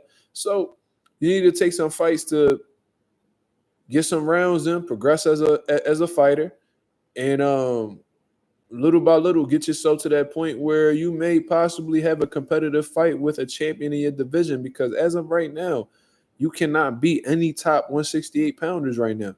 Like niggas thought I was tripping when I said Diego Pacheco would beat Edgar Berlanga. I hope y'all see it now. They levels apart. He not beating no Christian and Billy. Christian and Billy strong than a motherfucker. He hit Edgar upside his head doing the same way Hamza did it. Probably worse. Who else? I mean, we already seen what happened with Canelo. We don't know what's left with Caleb Plant because that Resendiz performance was disappointing in my opinion, but he might box circles around Edgar. Jamal, he's sipping on margarita. He's sipping on a motherfucking cut water right now. He's sipping on a hard seltzer drink right now. And he probably come off the couch and school Edgar Berlanga. He's not ready for these opportunities, bro.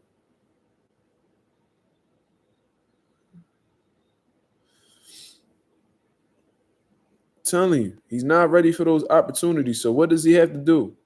Go back to the drawing board, take some fights that he could learn from. First of all, build your confidence back up, because I know that shit shattered right now. Build your confidence back up.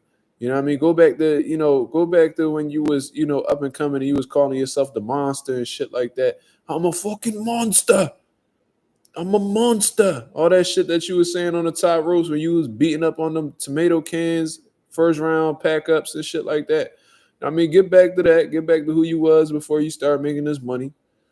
You know what I mean? Continue learning. And hopefully get yourself in a position, like I said, where you could be a top contender or even a champion. But by the time, to be honest with you, by the time Edgar Berlanga might be ready for that level, Canelo probably going to be out of the sport already, or at least not have the titles anymore. So we'll see. That's going to take a couple years. I ain't going to lie. Steve Nelson, that's Berlanga not beating Steve Nelson, in my opinion. I don't think he beat Steve Nelson. What y'all think, chat? What y'all think? Steve Nelson might be a little bit too much for Berlanga right now.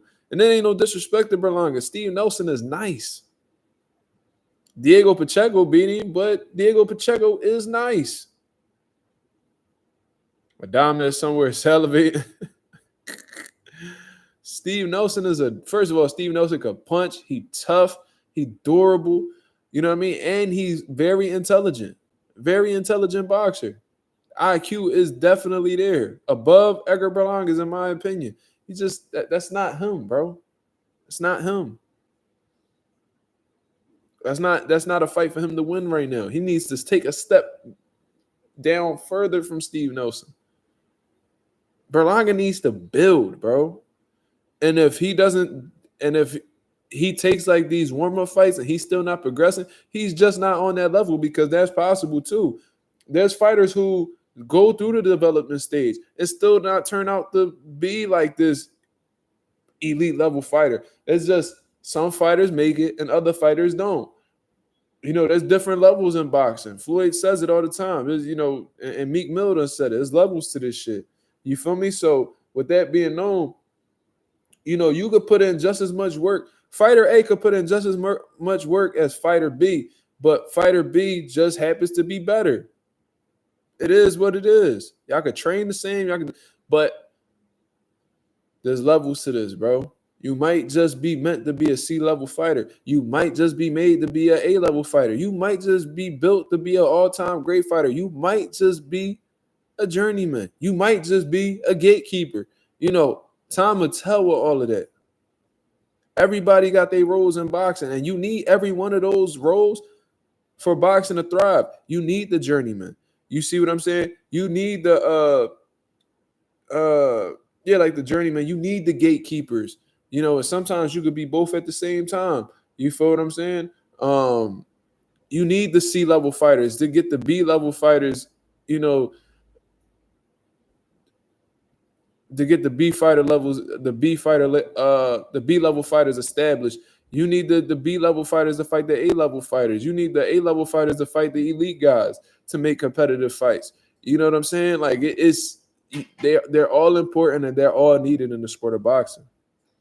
Like, really think about it. If we didn't have journeymen in boxing, how could these fighters get their career on on the up. You need journeymen to establish your professional career from the very beginning. There's not many fighters who start their careers off and fighting dogs off the rip like fucking Vasil Lomachenko and like Andy Cruz. Like, bro, shit don't be happening like that half the time.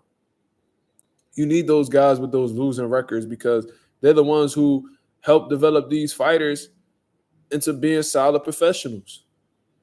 You need journeymen. You need the gatekeepers for the contenders.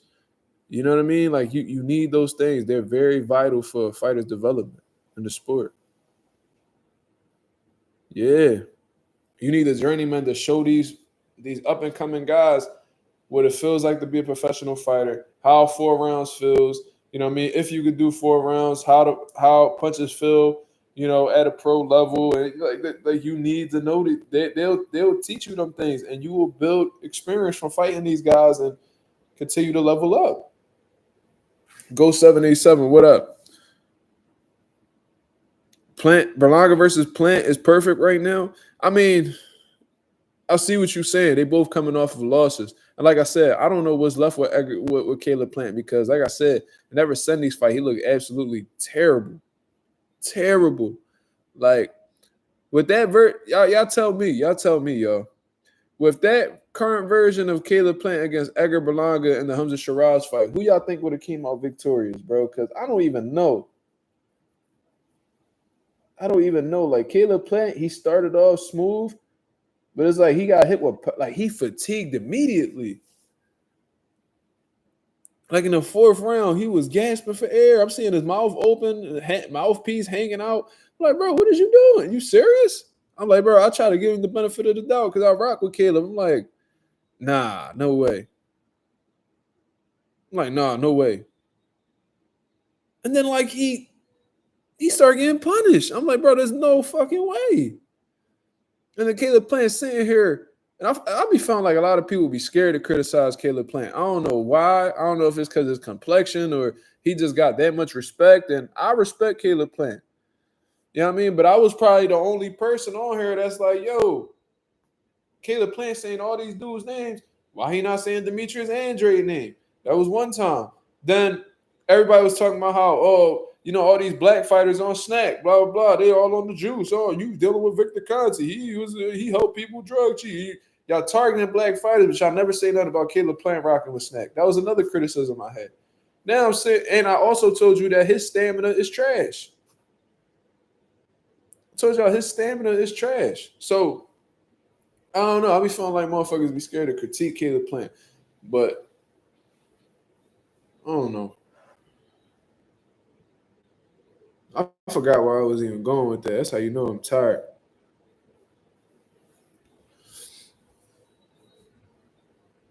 Yeah, because let's say it's a situation where, Edgar Berlanga, I seen Edgar Berlanga do 12 rounds with Canelo and not really look fatigued or none of that. It looked like he was in pretty good shape. Let's say Edgar Berlanga, let's say he gets schooled for the first 3 to 4 rounds by Caleb Plant. Now he huffing and puffing for air. You don't think Edgar Berlanga can land a big shot on Caleb Plant in the mid to late rounds and switch the fight up? I don't know. If Caleb Plant firing on all cylinders, like if he really well trained and conditioned well, I have no doubt in my mind that he'll outclass Edgar Berlanga. But that stamina, bro, and it's like what make Caleb Plant, what fucks up Caleb Plant is his body language. You know what I'm saying? Because there's people that's fatigued. But then they keep they still sharp. You know what I mean? Like they keep their sharpness. You know what I mean? They stay on point, all that. Keep their hands up. It's like when Caleb Plant get fatigued, he fall apart.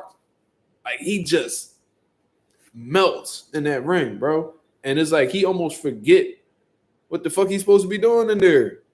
I'm saying Resendiz jab the fuck out Caleb Plant like he Larry Holmes or some shit. I'm like, bro, what is going on?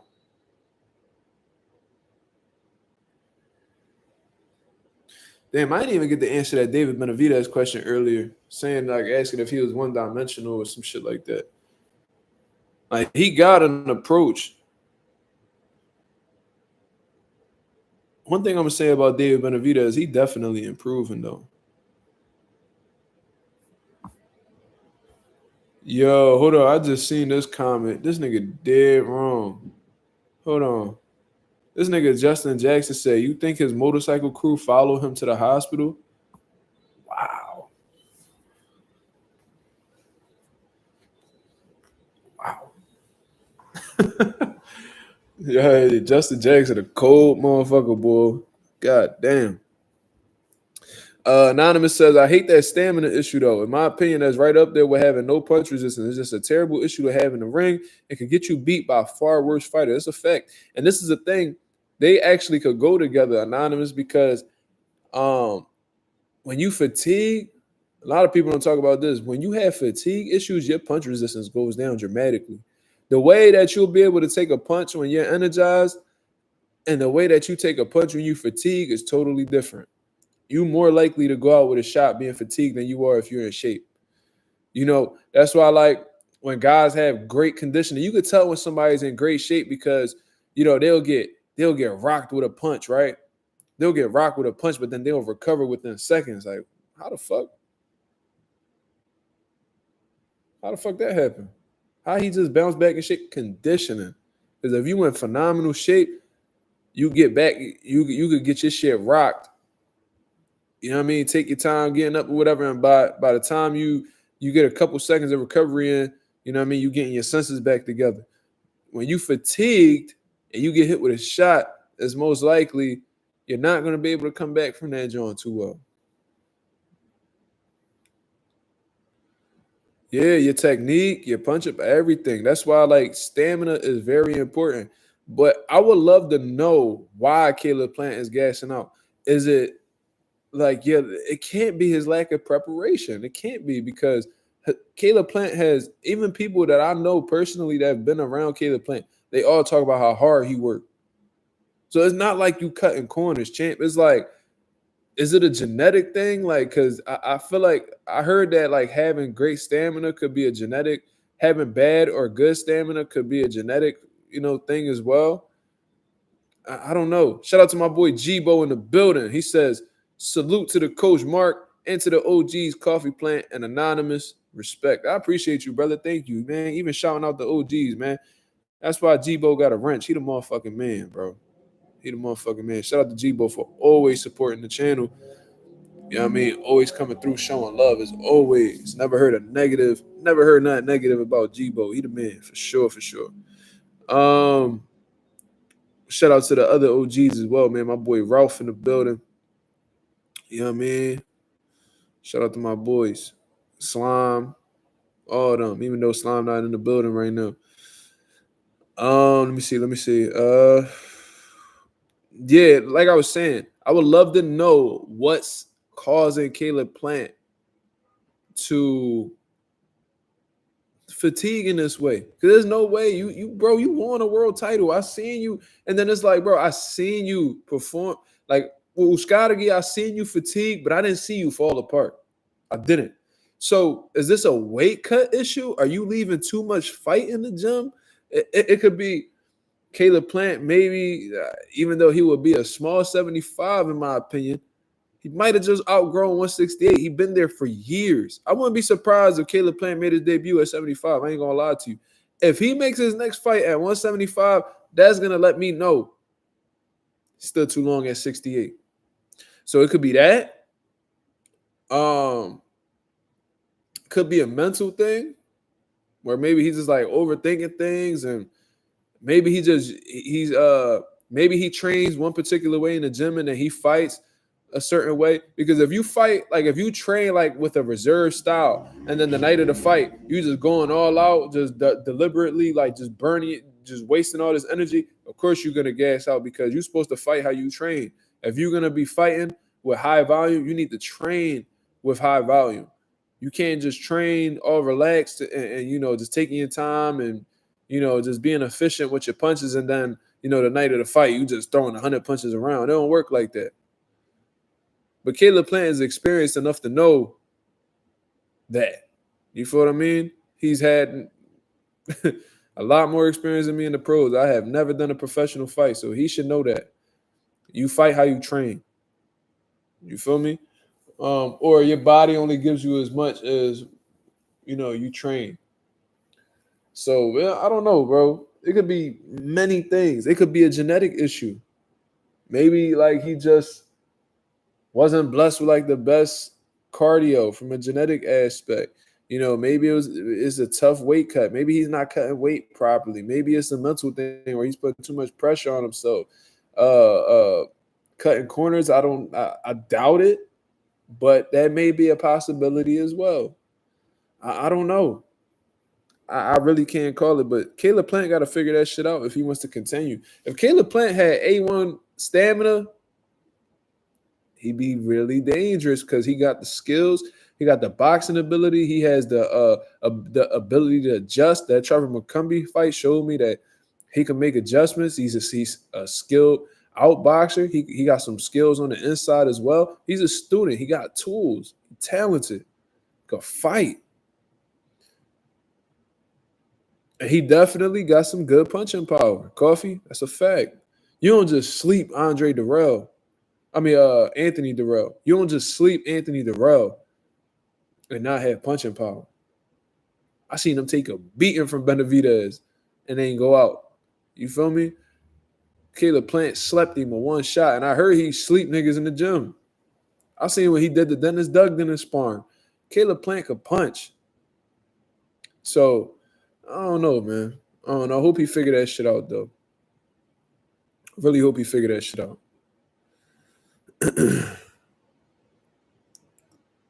He said facts, probably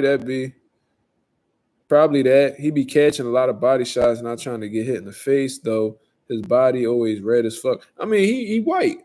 So, like my son is very light as well. He a lot lighter than me. So, like if I was like to slap my son's leg or just playing around, whatever the case is, his skin gonna get red. So when you that complexion, that's bound to happen. But, at the same time, Caleb Plant has historically not reacted well to body shots. You know what I'm saying? I seen him box very well with Benavidez. Then once Benavidez landed a nice body shot, he didn't bounce back from it. I see Canelo landing body shots on Caleb Plant. Seemed like he slowed down significantly and allowed Canelo to hit him with that big shot. Resendiz landed some body shots, and it looked like he broke down immediately. Go787 said, Mark, any thoughts on Virgil X comments? I'm glad you brought that up, brother, because I did want to speak about that. And I was going to speak about Keyshawn Davis, bro. But it's like, is he even worth it? I'm going to just change my title, bro. I don't know, man. I don't know. Should I still talk about that? I mean, I can. I'll do it. Let me pull up Virgil Ortiz Twitter. Because he had a long-ass tweet. I didn't even know that you could type that much in a tweet until then.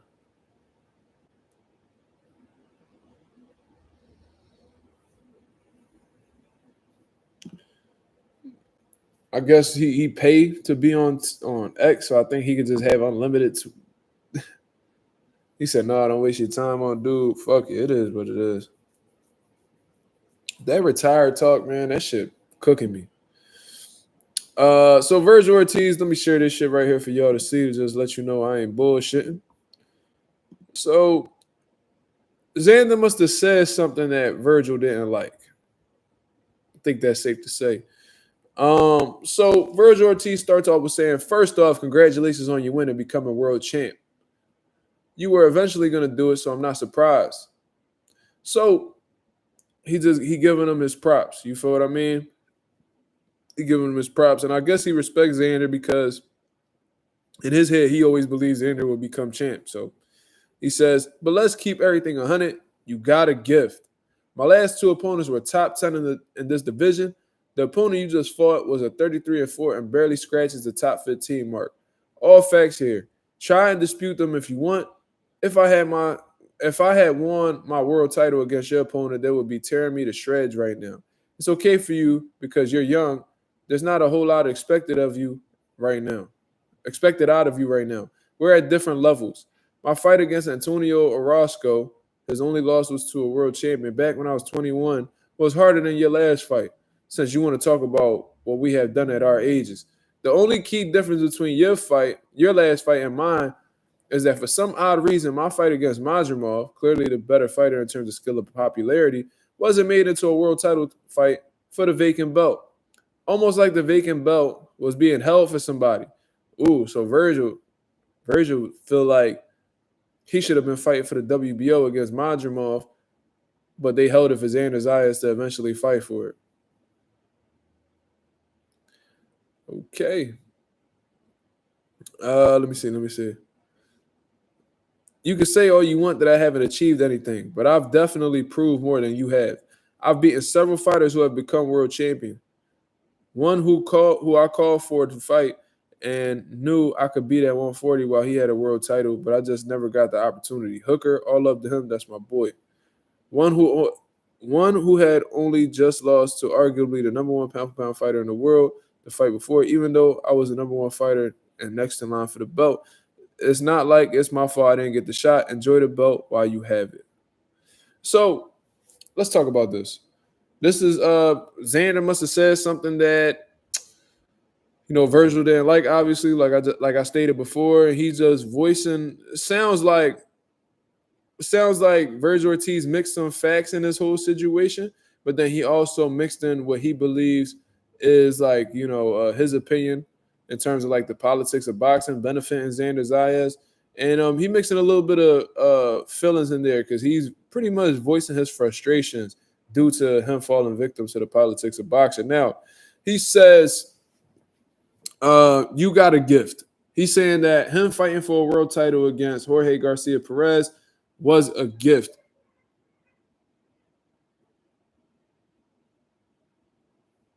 The fuck? Anyway, that was the neighbors. He says, my last two opponents were top 10 in the division. He's saying, so like the last two motherfuckers I fought was in the top 10. You barely fought somebody in the top 15. So he's pretty much like, yo, I'm beating the better guys than you, but I haven't been given that opportunity. I haven't been given the opportunity to fight for a world title. Meanwhile, you fight somebody who's barely in the rankings and you get a shot at a world title. So the Virgil Ortiz, this shit ain't making no sense. Like, why you and not me? You feel what I'm saying? But this, we could read through this whole thing, but look, man. Virgil, I understand your frustrations, brother, because to be honest with you, should have fought for a world title by now. But this is the reality of the situation. You can't blame nobody but your team. You can't blame nobody but your team, brother. You can't be mad at Xander Zayas. And I know he's not really mad at Xander Zayas, but he is voicing his frustrations. You can't be mad at nobody but your own team because your team should have put you in a position where you were fighting for a world title. You feel what I mean? Sometimes, the timing don't be right and you might not be able to fight for belts at a particular time, but you feel what I mean? I don't know. I really don't understand why like he took this route with Xander. You feel what I'm saying? Like Xander happened to be with the right people.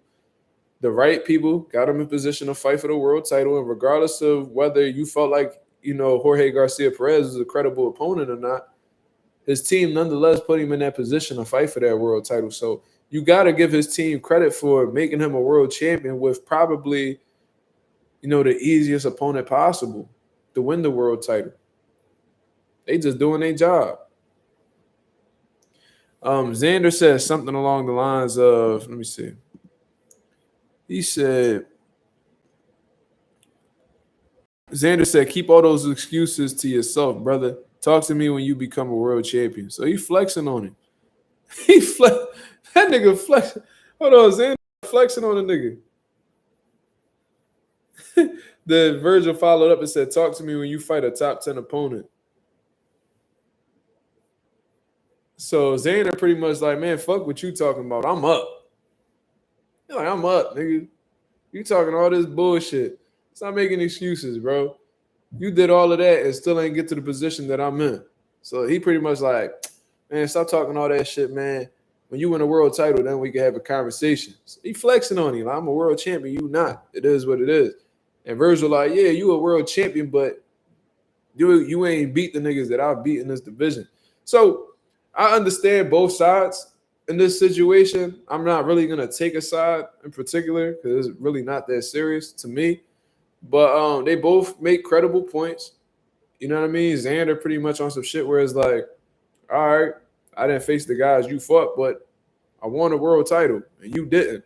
So you need to focus on that. Stop making excuses as to why you didn't win a world title. Go win you a world title. And Virgil was like pretty much insinuating that the WBO held the belt up for him. He like, bro, I beat top 10. Like, I beat real dogs in the weight class. You feel me? So holla at me. You talking about holla at you when I win a world title. Holla at me when you actually beat somebody credible in the division. Go 787 said, Dan Garcia beat Conwell to become number 2 in the WBO. Yeah, he did. He did. But according to Virgil, he doesn't rate Jorge Garcia Perez that high. And to be real with you, you know, I kind of see what he's saying because let's keep it real. Jorge Garcia don't add up to no Bohachuk or Mazuma, in my opinion. It might be a little bit more of a discussion between Bohachuk and Jorge Garcia. I think that'd actually be a good fight if they were to fight. But I know for a fact Jorge Garcia ain't better than Mazuma. You know, a healthy Mazuma at least. But yeah, man, that's just a little back and forth that they had. It is what it is. I'm gonna speak on this Keyshawn situation briefly. I was gonna do a full video breakdown or whatever the case is, but if y'all saw the video, y'all saw it. I'm gonna use this as the way to wrap up because I've been on here for 2 hours already. Hey, when I watched the Keyshawn video, man, I took this down. Keyshawn Davis put himself in like one of the worst situations that you could probably put yourself in as an up-and-coming fighter. Because for one, you did some unprofessional shit, right? And it's happened. You know, Shakur Stevenson missed weight, Gervonta Davis missed weight, David Benavidez done missed weight. You know, a lot of fighters have missed weight before, even Floyd. Fighters miss weight. These things do happen at times, right? But it's not necessarily about, you know, the action that you initially make. It's how you respond after you go about that situation. You feel what I'm saying? So if Keyshawn would have apologized right away, you know what I mean? Apologized to his promoters and, you know, reassured them that that wouldn't be happening again and just went about it the professional route. I don't think that he would be in bad terms with his promoter like he is right now. But when you are snapping on Tim Bradley behind the scenes, when you are, you know, missing weight, you know what I mean, you laughing and acting like everything's all cool. Then the night of the fight, you sitting in the crowd and you eating popcorn, laughing and acting like, you know what I mean, you shouldn't be ashamed of yourself at all. Then your brother loses to, you know, a guy who came on the B side. You have an emotional outburst backstage, go into his locker room and start causing all this type of static and, you know, negative, you know, negativity. It's like, bro, you showing these people that invested millions of dollars into you that you're not grateful for being in your position. Meanwhile, you got this nice reserve.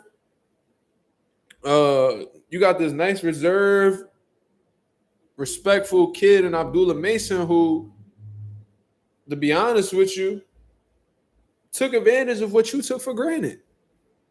And look what he's doing. Look how with the professionalism that he got, look at the position that he's about to be in. He's what? How old is Abdullah Mason? 21, 22 years old, about to be in the fight of his life against Sam Noakes on a huge card in November. a huge card in November. And he's about to make crazy money off of this situation, I can imagine. Especially since they fighting in Riyadh. I heard there's like all types of incentives if you fight in Riyadh and shit like that. Abdullah Mason about to cash out. That's supposed to be you. To be honest with you, that's supposed to be you on that undercard. Let's keep it real. But when you move in the way that you moving, you setting yourself up for failure. Keyshawn, you got family, bro.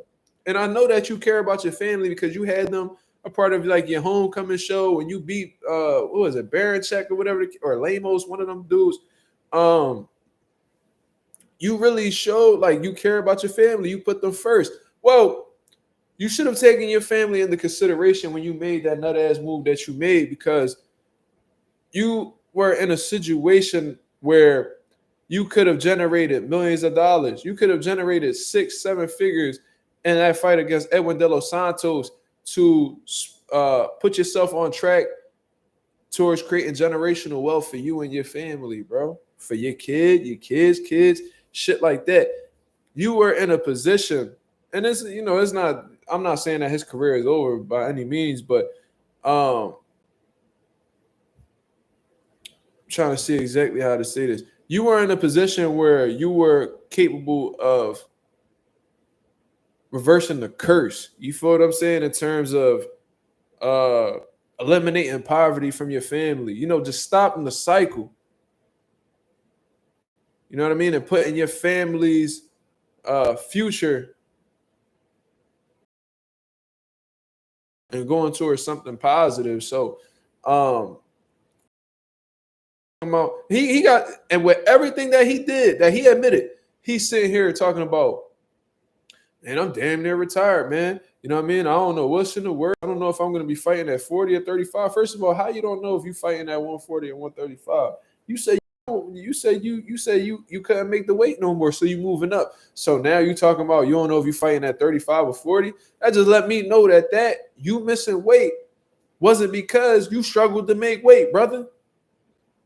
Why would you bring up the possibility of fighting at 135 again if you said you can't make 135 no more? That just let me know you missed weight on purpose. So then that creates another question. What was the intention behind missing weight?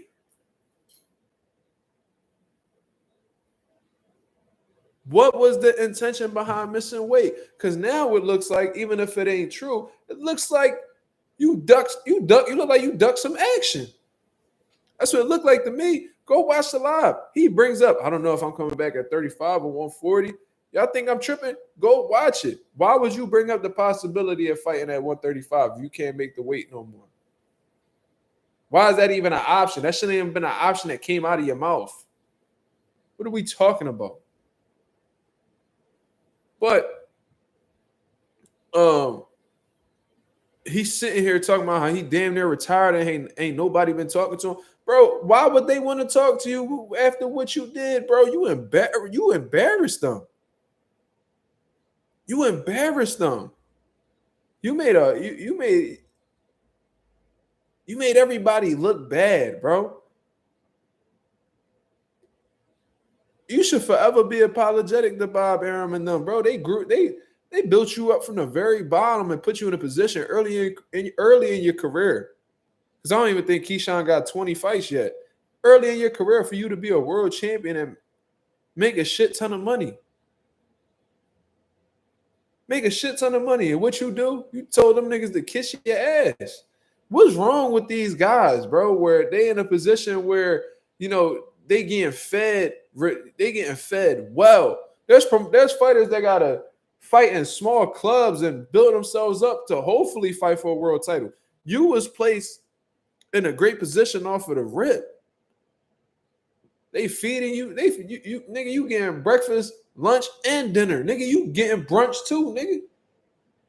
Keep it real. You getting all that. Midnight snacks and all that. Chips Ahoy, whatever. And you go about your business to go ahead and bite that hand. Then you sitting around laughing like everything ha kiki. No wonder why these niggas don't want to talk to you, bro. You was a fucking clown. You're a clown. They got every right to not want to speak to you, bro. You're a fucking goof.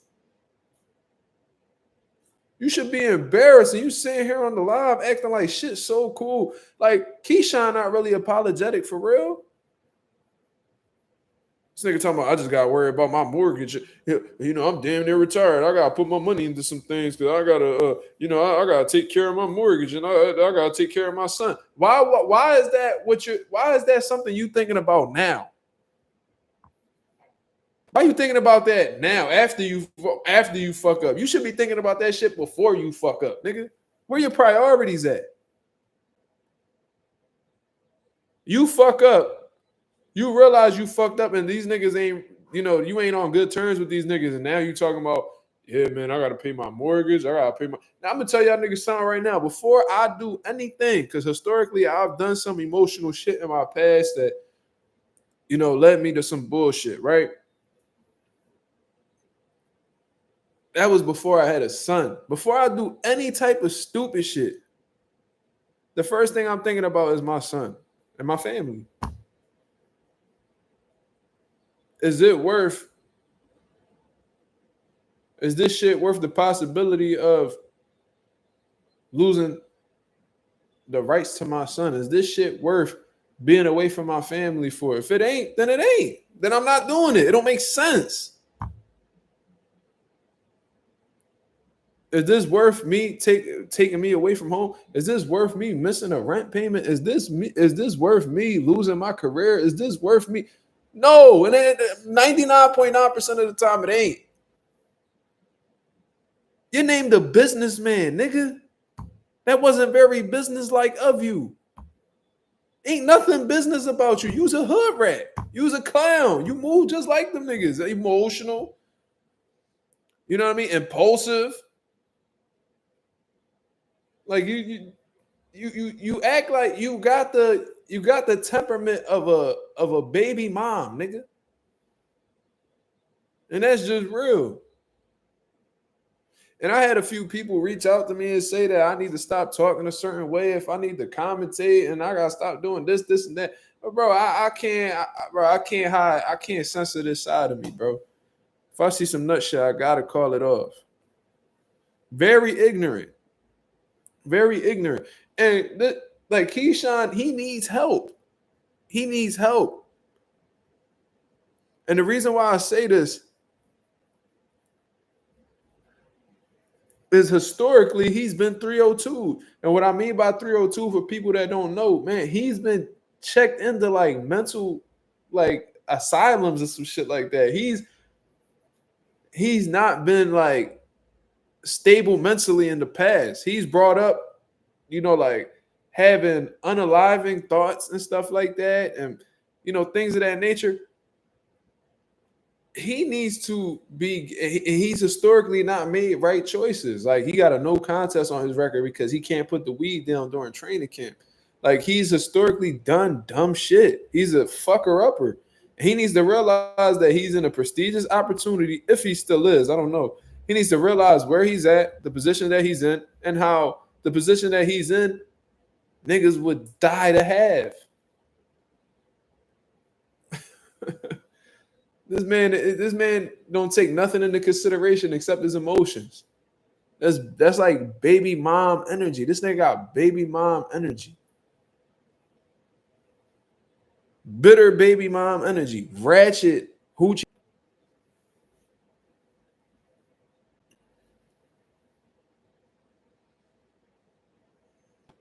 My fault, y'all. I think Keyshawn and them tried to cut my Wi-Fi off and shit. I don't know. He said people just dislike Shakur. Confidence. We're not even talking about Shakur. What are we talking about?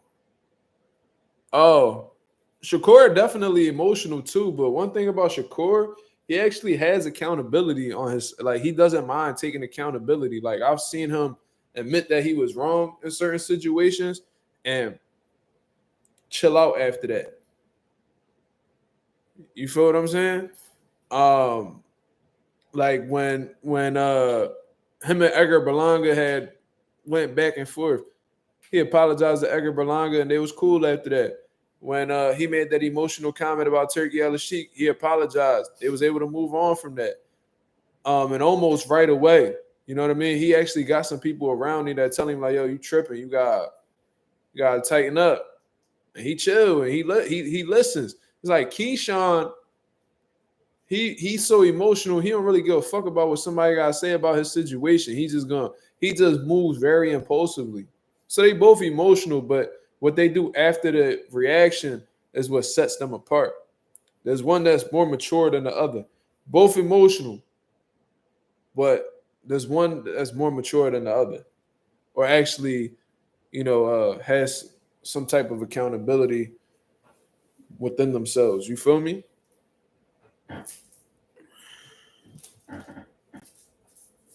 If we think about it, Top Rank spent a couple M's on the homecoming fight. They spent, I don't know how much they spent, but I know that wasn't cheap. I know it wasn't cheap.